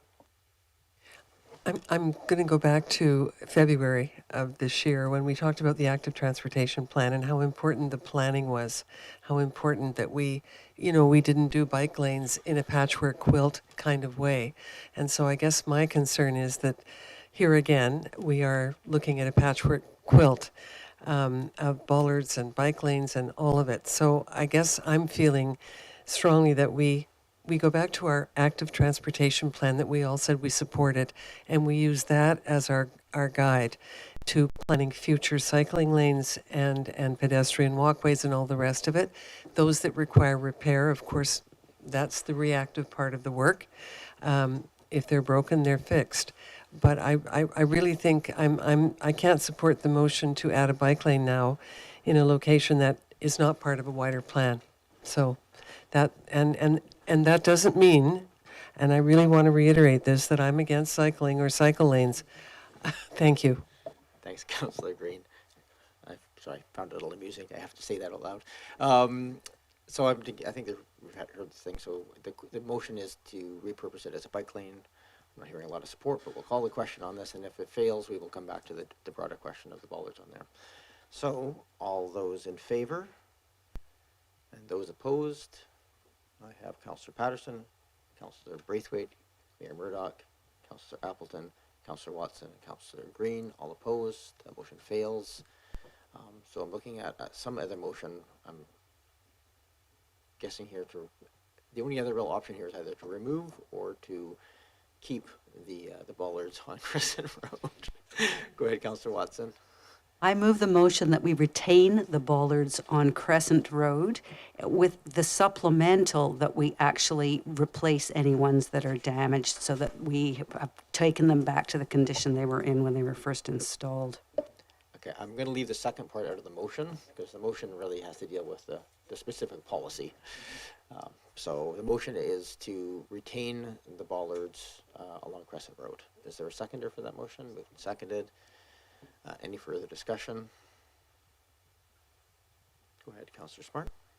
I just wanted to clarify because I believe staff had provided two retaining options. Like the second one was to retain the expanded sidewalks using the current flexible bollards at $40 each versus option 3 for the more expensive bollards. So I just want to clarify that it's the second of the main options that Councillor Washington is proposing. So I'm going to just make a suggestion here that since this has to come back for financial approvals, perhaps we have that question come back as part of both the village and Crescent. But Mr. Rennick, perhaps you have I mean, I think for now, if the motion passes, we'll keep like for like, and then if there's any changes, those will come back as part of a financial piece. But Mr. Rennick, perhaps you could explain. Yes, thank you, Your Worship. When we set up our operational road maintenance budgets, we assumed that we would be keeping those bollards. And so if council were to vote on an option 2, where you're basically retaining what's already there, but removing and replacing the ones that are looking really tired, you're not authorizing an additional financial expenditure for that. So if the direction is basically, let's keep what's there, but replace the ones that are in really lousy shape, yeah, you're not authorizing an additional expenditure. Thank you. Is there any other discussion on this motion as it stands right now? Okay. I'm just going to make a quick comment on this. I do think that this has, because it doesn't have the business case that the Avenue had, it's more supportable. I'm still not entirely convinced that this is a unique enough space in the community. There are quite a few number of narrow sidewalks with narrow pieces that this deserves bollards and something else doesn't. This feels more like a transportation decision than a health and safety decision. So I'm struggling a little bit with the support of this one just because I'm not sure. Again, it feels making decisions a bit in piecemeal. Although I do feel it has probably a better case for it than the village pieces do. So. I'm retaining I'm thinking out loud here as I'm speaking, and I'll make my decision when it comes to the vote. Any other discussion on this one as it's sitting before us? So the motion on the floor is approved, basically to keep the bollards on Crescent Road as is at this point. And then part of the financial plan, if this passes, we'll come back with any potential changes to those bollards to make them a more robust. Go ahead, Councillor Braithwaite. I was just looking again at some of the notes that we have on our agenda. So these notes came in, I think, just today. I think a lot of them came in, and a lot of them are actually speaking to actually take the bollards out. So it's interesting. I mean, as Councillor oh my God, I can't remember your name anymore. Smart. I was going to say Green, but you're not Councillor Green. Councillor Smart, it must be getting late, lives in that area. It's interesting to hear her perspective of it, but I'm looking at the letters that have come in, and the majority of the letters that have come in are asking us to remove the bollards. So again, it's a confusing decision that we have to make. Question? Yeah, I think as with all the areas, there's definitely diverse viewpoints for all of these. I think many of the letters wanting removal do come from areas close to the bollards that are perceiving overflow parking in their area. I thought I did a quick count and it was fairly equally weighted with some of the letter writing. Yeah, I've heard a lot of different diverse viewpoints from my perspective. The safe routes to school and the accessibility overweighs the need for parking when there is parking on the other side of the street and there's an area where there's only one narrow sidewalk on a very heavily used path that geographically serves an entire neighborhood trying to reach amenities. Thank you. There is very limited parking on that part of the town, for sure. Again, it's the same thing as the variance earlier, where the houses are built on this very steep slope. There's not a lot of space there. Okay, the motion's on the floor. I'm ready to call the question. All those in favor? And those opposed? Councillor Braithwaite, Councillor Green, and Councillor Murdoch opposed. That carries. So those bollards will remain. I don't think there's anything else on this item. Councillor Appleton?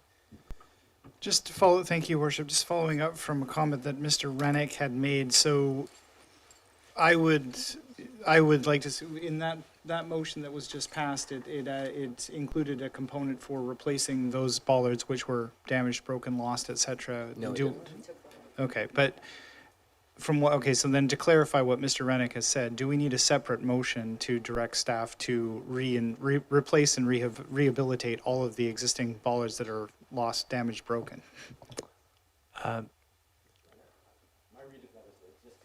That motion, but if we want to see options for things coming forward, we'd like a motion on that. No? That's correct, Mr. Mayor. However, I would point out that a motion was made regarding removing the bollards on Oak Bay Avenue. That motion was defeated.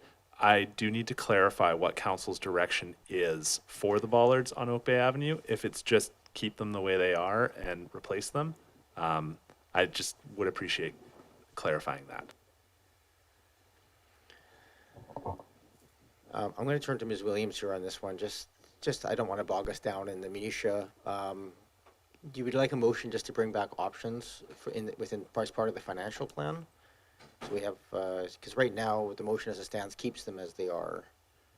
And if we want to change them, we have to add something to the financial plan. So is that just a simple motion to ask for bollard improvements to be part of that? Is that a motion?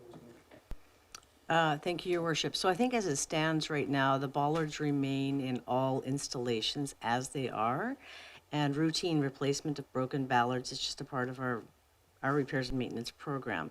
If council is wanting something there more elaborate or more expensive, then yes, we would want to bring that back as a part of a budget consideration. Okay. So Councillor Appleton, you said you had a suggested motion? Well, thank you, Your Worship. Yeah, I guess it has two parts to it, but I guess I don't need the first part, if indeed the replacement, because I am recognizing that people are clearly dissatisfied, and I also would be dissatisfied with, bollards which are broken, lost, potentially tripping hazard, those types of things. So I just want to ensure that I don't know whether the program of replacement just hasn't gotten to them yet, or whether or not staff were waiting for this council direction in order to take action to replace some of the ones that were broken and lost. But if that's, so what I'm hearing is that that's going to get done. So because I would like to see all of the ones that were lost, broken, and are looking unsightly be replaced. So that's, I'm clear on that. So then I would move, Your Worship, that staff be directed to return options for a range of delineators to replace the existing structures.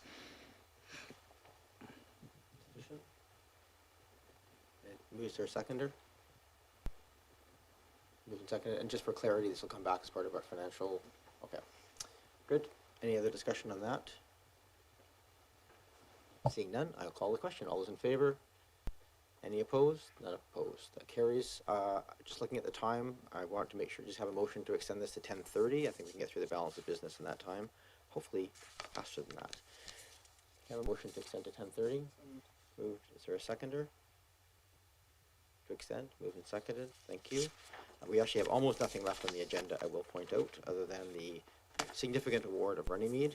But I haven't called the question yet, so I better do that. All those in favor of extension? Any opposed? None opposed. We'll try and get through this fairly expeditiously. Mr. Rennick, you're up again for the Runnymede Page Utility We have the report in front of us. I think the unusual thing here is the single bid. Perhaps you can just give us a quick overview of the proposal. Yes, thank you, Your Worship. This is a fairly complicated project for us to undertake. As I noted in the report, Runnymede is very narrow. The rock is very close to the surface. In fact, on one portion of the corridor, the rock is about the size of a parked car right next to the road. There are challenges to deal with the asbestos cement water main. There are challenges to deal with the Fortis gas main that's in close proximity. There's challenges to deal with the Gary Oaks. And so my belief is that a lot of construction companies saw this job as one that was fairly complicated and that they chose to pass on. However, Hazelwood Construction, they're out of Nanaimo. They've done a lot of complicated projects. They did the multi-user pathway that runs parallel to Pacific Rim Highway between Tofino and Ucluelet. We believe that it is a good price considering the complexity of the job. They are a company with a good reputation, and so we do recommend awarding it to Hazelwood. Thank you for that summary. Are there any questions of Mr. Rennick on this? Yeah, go ahead, Councillor Smart. Oh, thank you. Through you, Mayor, to Mr. Rennick. I was just wondering, this is another one of those sort of lovely Woonarf kind of shared street areas. Will there be any streetscape changes at all, like i.e. catch basins or sidewalks, or will the nature of the road be staying the same? Mr. Rennick? Through you, Mayor, the streetscape will essentially be the same as it was. There are going to be one or two areas that are a little bit wider. There's currently a little bit of a blind corner when you come from Mountjoy. We're going to widen that a little bit, but with Gary Oaks on both sides of the road, there's not a lot of options, so we're not going to be able to add a sidewalk. We will be able to add catch basins, though. There's currently no storm drain, but there will be one, so there will be catch basins. Thank you. Councillor Smart? Thank you, through you, Mayor. So essentially then there won't be any increased issues of widening the roads significantly and creating new speeding issues or anything like that? Through you, Mayor, just based on how the road sits in our network, I would say it's not particularly attractive as a cut through. You have the speed bumps on Mountjoy and Runnymede. It really only services the houses of the folks who live on that block. So I don't think that there's going to be a significant concern there. Thank you. Councillor Appleton, then Watson.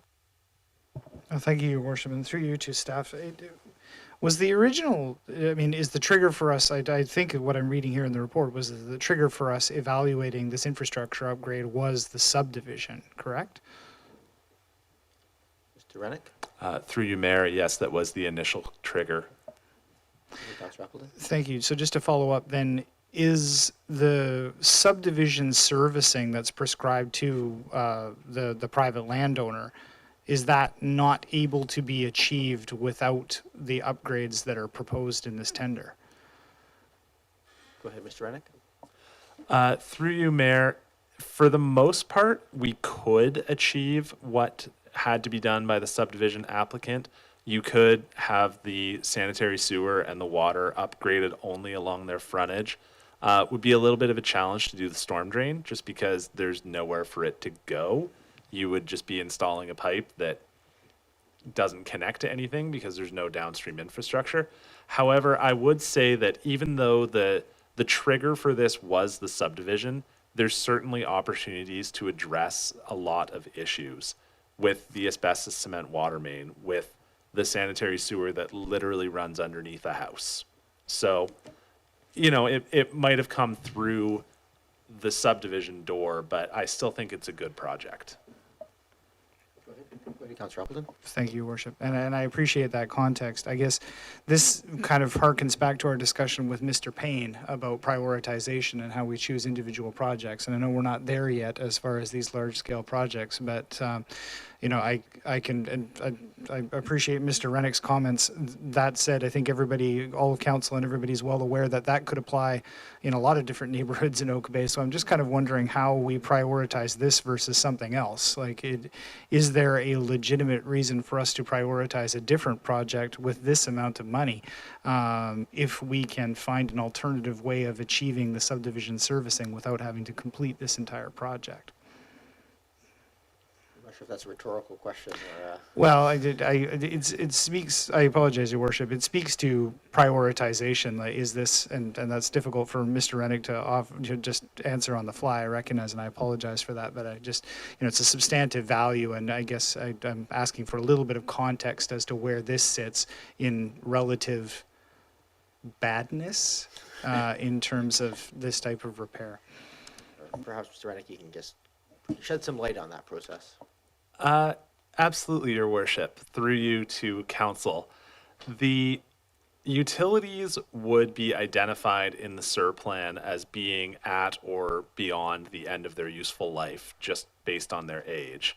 However, where we are right now for capital planning is that we go to this council once a year at the financial plan, and you authorize program level spending on replace water, replace sewer, replace storm, and repave roads. We then come back with individual projects and say, well, you should approve this tender and it fits within the budget that you already approved. What we're missing is that we approach the council and say, what are your priorities? And we will now develop a program for you based on those priorities. That is something that our department is actively working on producing. However, we do not have it yet. And so I believe that I had made some comments during Director Payne's presentation about how we currently don't have the perfect projects, but the projects we pick are still pretty good. And so if you were to ask me, well, is this the absolute best use of $1.6 million? I could not say that right now, but I would say it's a pretty worthwhile project. Mr. Appleton? Thank you, Your Worship, and that's excellent context. So essentially, what we're saying here is that this fits within scope of work for replacements, but essentially it's being done on an opportunistic basis. It's something that we know is poor, might not be the absolute worst project to be undertaken, but there's not enough data to support any other decision making. Essentially, is what I'm hearing. Mr. Rennick? Thank you, Mayor. Rather than me just nodding, yes, I would say that that is a fair summary. It was hard to pick up the nod in the microphone.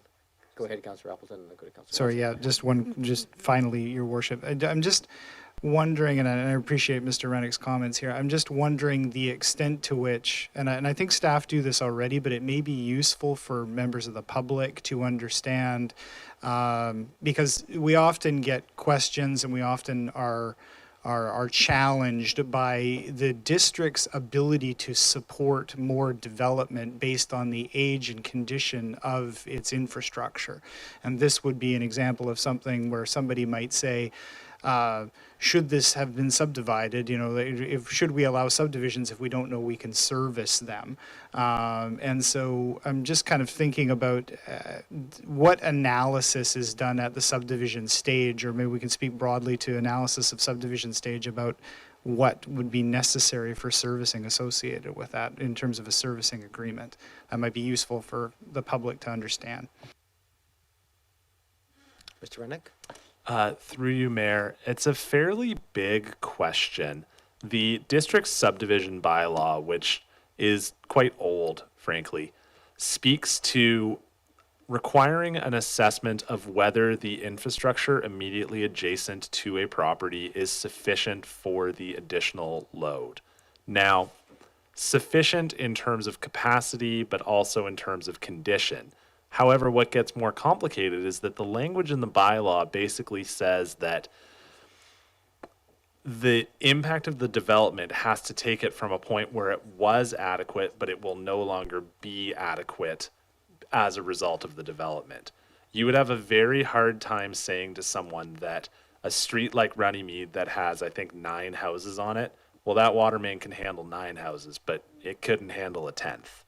And so we often encounter a lot of these situations where, yes, we can make an argument for upgrades along the project frontage, But under the Local Government Act, if you're looking at doing excess and extended services beyond a frontage and entering into a latecomer agreement where the developer would pay up front and then would be paid back by future developers along that same corridor, not a lot of situations in Oak Bay where that really works. And so we just sort of end up in these situations where, do we get some frontage upgrades? Absolutely. We ask for as much as we can. Do we do opportunistic utility upgrades? We kind of look at them on a case-by-case basis. And this one was a good opportunity. Councillor Watson. Thank you, Mayor, and through you to Director Rennick. I want to follow up on this line of questioning from Councillor Appleton, because I had some of the same things going on in my head.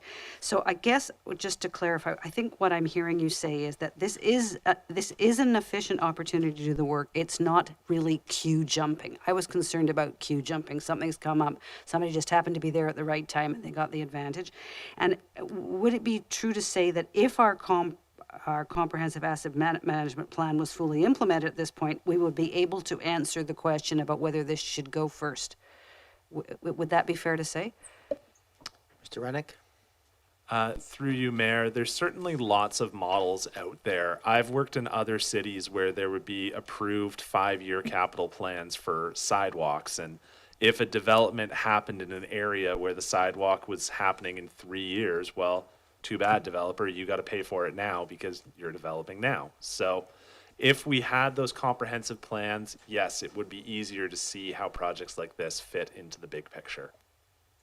Thank you. And then just one other question. I just wondered if 3 months from now, or in the current budget year, we had another one of these occur, what would we do with it? Do we have to tell them to hold off? Do you come back to council and ask again? Or at some point have we, because this was the subdivision application through the door first that precipitated this need, have we in effect prevented something similar happening even in the same circumstances in the current budget year?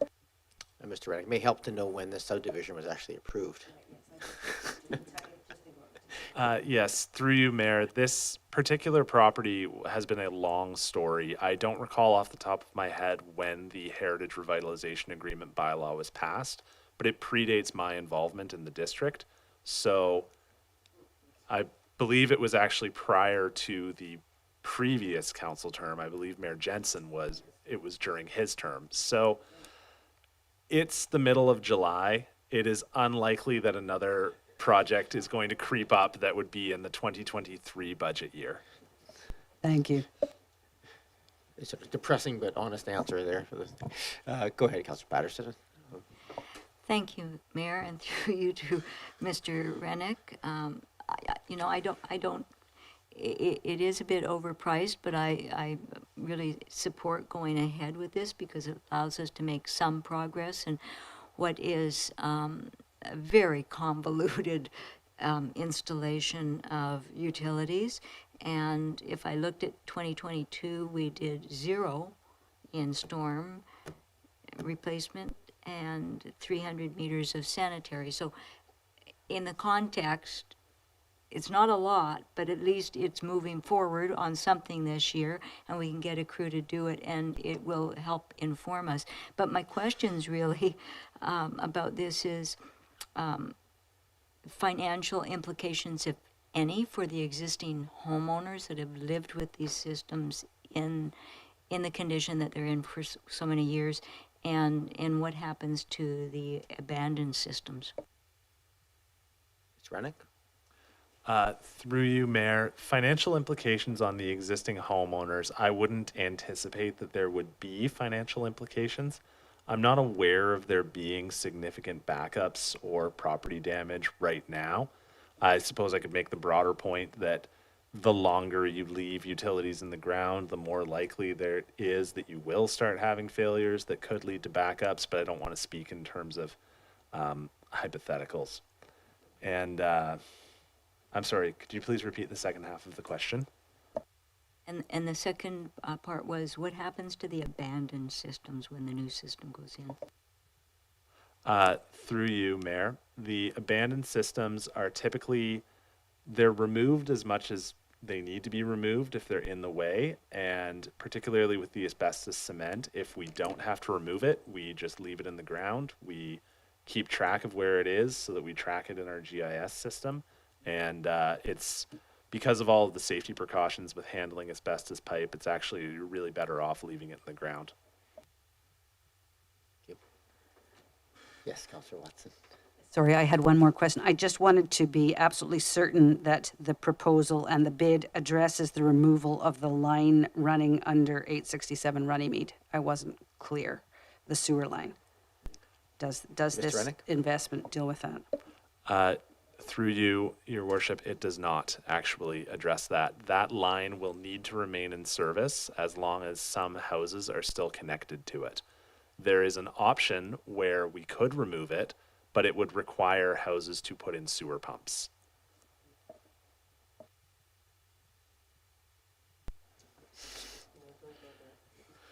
Thank you. All right. At this point, we don't have, it is subject to public input. I don't see anybody online who's raised their hand indicating they wish to speak. So we have a motion to move receipt. All those in favor? Any opposed? None opposed? Can I get the recommendation on the floor? Move the staff recommendation. Moved and seconded. Is there any discussion? I'll just speak briefly. I think I always have a bit of a trouble when there's single bids, but I do think you've answered all of my questions and concerns adequately. So thank you for that. Any other discussion? All those in favor?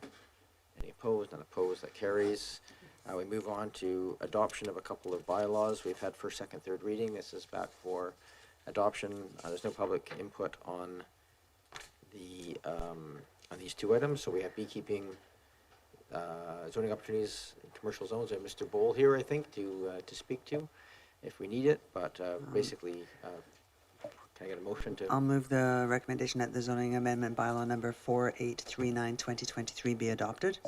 Moved and seconded. Is there any discussion on this? This is a chance for sober second looks, so it's always, thank you. Go ahead, Councillor Smart. Thank you. I just, through you, Mayor, I just wanted to clarify again with regards to the potential to have beekeeping on roofs of residential properties. That would still require, at a separate time, council potentially putting forward another motion. Just wanted to clarify. That is my understanding. Mr. Bull? Through you, Mayor, yes, that's correct. Yep. Thank you. Any other discussion? All those in favor? Any opposed? None opposed? And I'll move that animal control amendment bylaw number 4840/2023 be adopted. Moved and seconded. Thank you. Any discussion on that item? Seeing none, all those in favor? Any opposed? None opposed? That carries. We have correspondence from other governments or agencies, so we need a motion. We don't need ultimately, but we should have a motion to receive. Move receipt. Moved and seconded.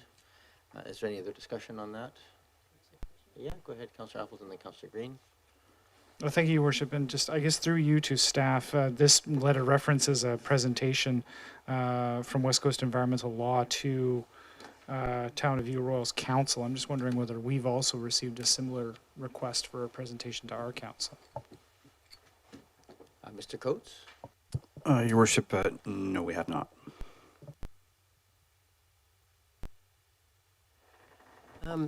Treading carefully on this issue, I believe that's outside our scope. I really do. I think as a local government, local council, joining a class action suit, I think it really, it's beyond our scope of responsibility at this time. Not that I disagree with the spirit behind it, but I'm not sure it's appropriate. Thank you. At this point, we just have a motion to receive it for information. I don't see anything, so I'll call the question. All those in favor? Any opposed? None opposed? That carries.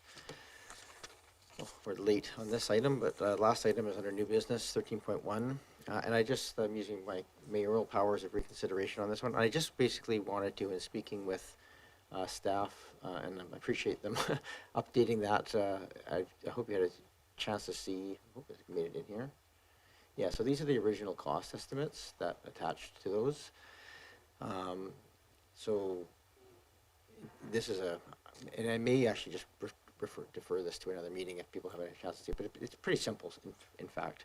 So when I'm doing a reconsideration, this is just basically, we're at the point now where the motion is made, it's seconded, it's live.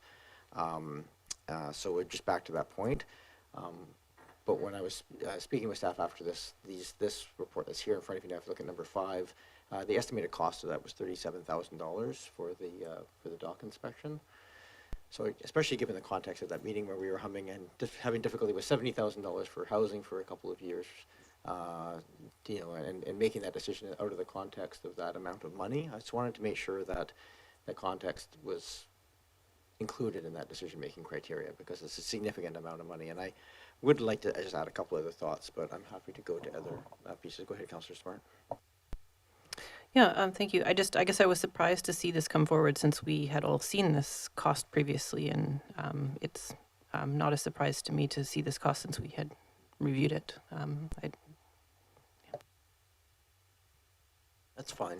It was a motion arising without the benefit of a staff report at the time. You're right, this was on a staff report that was provided in March of this year. But that's a fairly long time when people are still looking at things. So I just wanted to make sure that people were cognizant of the fact that that amount of money was part of the conversation. The only other thing I just wanted to add in this one is that I think, in my observation, the nature of an assessment, and this will go forward if it continues, if it passes again, then it'll take place. My observation of assessments are best done in the context of what the anticipated use is, not just their current state. And given that we are just about to enter into a process with First Nations and the community as to what that might look like, I might again suggest that within that context particularly, that we might just want to not do this at this time, but have that conversation. And I'll give a couple of quick examples. One, for instance, if that envisioned that there might be housing on the water, if there were some float homes or something of that nature, then that would change the nature, change the wind load, it would change the ability to withstand it would change all kinds of aspects of that, change the sewage pumpage requirements, all kinds of things as part of that. If it was, if there were, say, there are larger structures or reconfiguration, it would change the nature of that. So I guess, to my mind, the primary reason I wanted to bring it back was the cost, but having had more time to consider the original motion, I also thought, when you're doing an assessment of this nature, it does benefit from an understanding of what you're assessing it against, as opposed to what is there currently. And I'm not sure those two things are as easily done. So I do think the assessment will be beneficial, but I think it would be more beneficial at a later time when we have the context, and we may be able to even have other parties pay for that as part of the process. But I'll leave that argument aside. So those are my two things. I just wanted to raise to the table. Other than that, the motion is still live on the table as it was before, which is to authorize staff to retain a consultant for a condition survey of the docks at Oak Bay Marina. Go ahead, Councillor Appleton. Well, thank you, Your Worship. Well, as has been our practice, if I'm voting against the motion on the floor, then I will state my reasons for doing so. I do believe that the cost is not warranted at this stage of the game because we don't, as you have described, we don't know what the future use of that site is. We've since this was originally discussed, we've received extensive new information about extensive costs and has changed utterly the discussion about what the future investment in the site will look like. It I think, to my mind, has significantly changed the significance of the dock assessment. Not that wouldn't be a possible component in the future, but in the intervening time, so much has changed in terms of our assessment of the site. So I can't support spending the money on it right now with no clear idea of what we seek to get out of it. Thank you, Your Worship. Yeah, I'll go to Councillor Braithwaite and Patterson.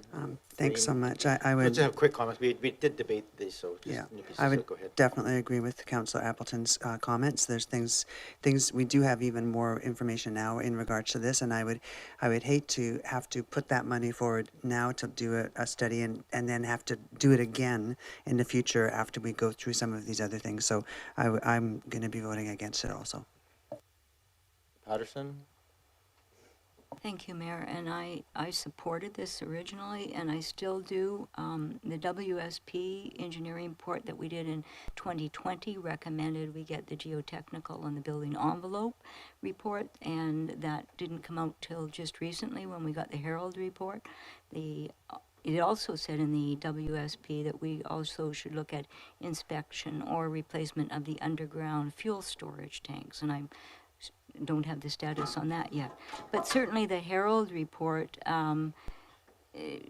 showed that we have new or continued deterioration of the buildings, and it also raises concerns about the large wood-framed walkway which connects to the restaurant, the dockworks buildings, and the dock network itself. So I don't see how we can't go forward with the further exploration at this point.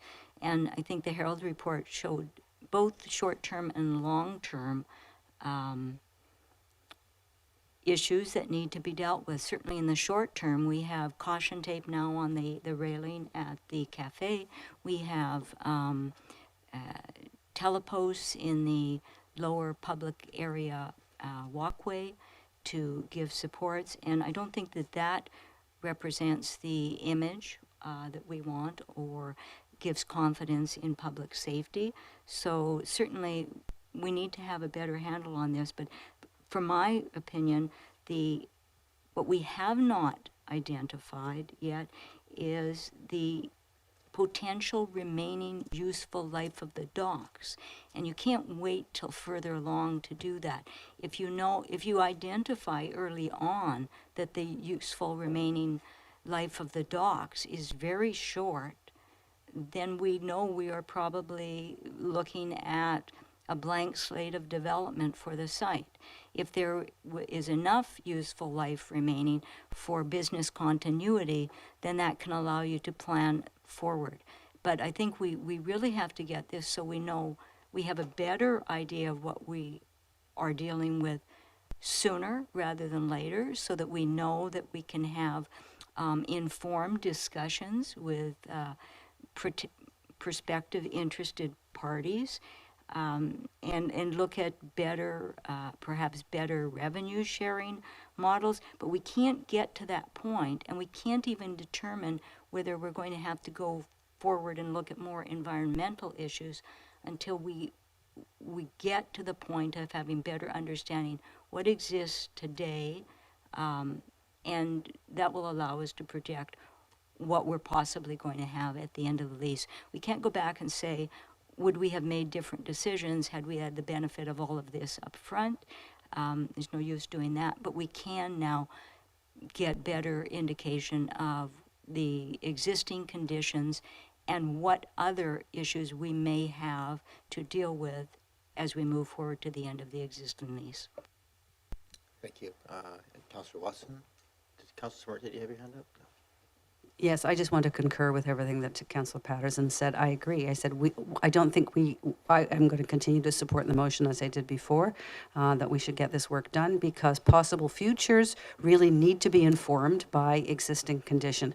And even though these docks belong to the Oak Bay Marine Group, what we would do in future does hinge to some extent on what's happening right now. And we got a lot of information from the engineering report we had at the last, well, it was last meeting, and we need the rest of the information in order to move forward with this bigger project and opportunity.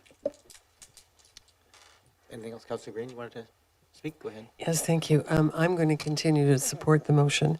And I just made some notes today based on my own thoughts, which are more clear if you don't mind if I quickly read them.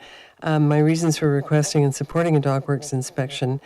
A recent consulting engineers report citing a variety of concerns with the integrity of cement structures in and around buildings, including the condition of the main ramp to the dock area at its point of attachment to the land, where deterioration has been flagged. The main ramp, used by moorage customers and the public to access the marina, is secured to a cement structure at the top that forms part of the sidewalk infrastructure of the lower level. Cement that is continuously exposed to salt water can undergo a chemical interaction over time that can result in the deterioration of concrete strength. So, equally important to the integrity of the entire dock system is the ongoing strength assessment and condition of the main cement dock as the critical anchoring structure or bridge to the docks and back to the shore. This main cement structure also carries beneath it gasoline, electrical power, and water lines that service the gas dock and marina slips. There are therefore potential public safety and environmental safety conditions that could pose risks and liability for both the marina owner-operator and the district. So environmental potential damage there locally, and it's a bird sanctuary as well. I think we need to understand what the condition of that infrastructure is. Okay, we've had new information, we've had people speaking. I'm looking at the time, I'm not hearing anybody changing their mind on this one, so I think I'm gonna just call the question on this one. Not that you can't change your mind, just saying it out there, just wanted to make sure we had the information at hand. So all those in favor? And just for clarification, it's the original motion, so a motion to approve the authorization of staff expenditures. Those in favor, and those opposed, Councillor Braithwaite, Councillor Appleton, and Mayor Murdoch opposed, that carries. That continues. Thank you. I just want to make sure we had all the information as we're making decisions. And I believe that is it. We should have a Motion to adjourn. Moved and seconded. All those in favor? Any opposed? None opposed? With 33 seconds left in our extended meeting. Missing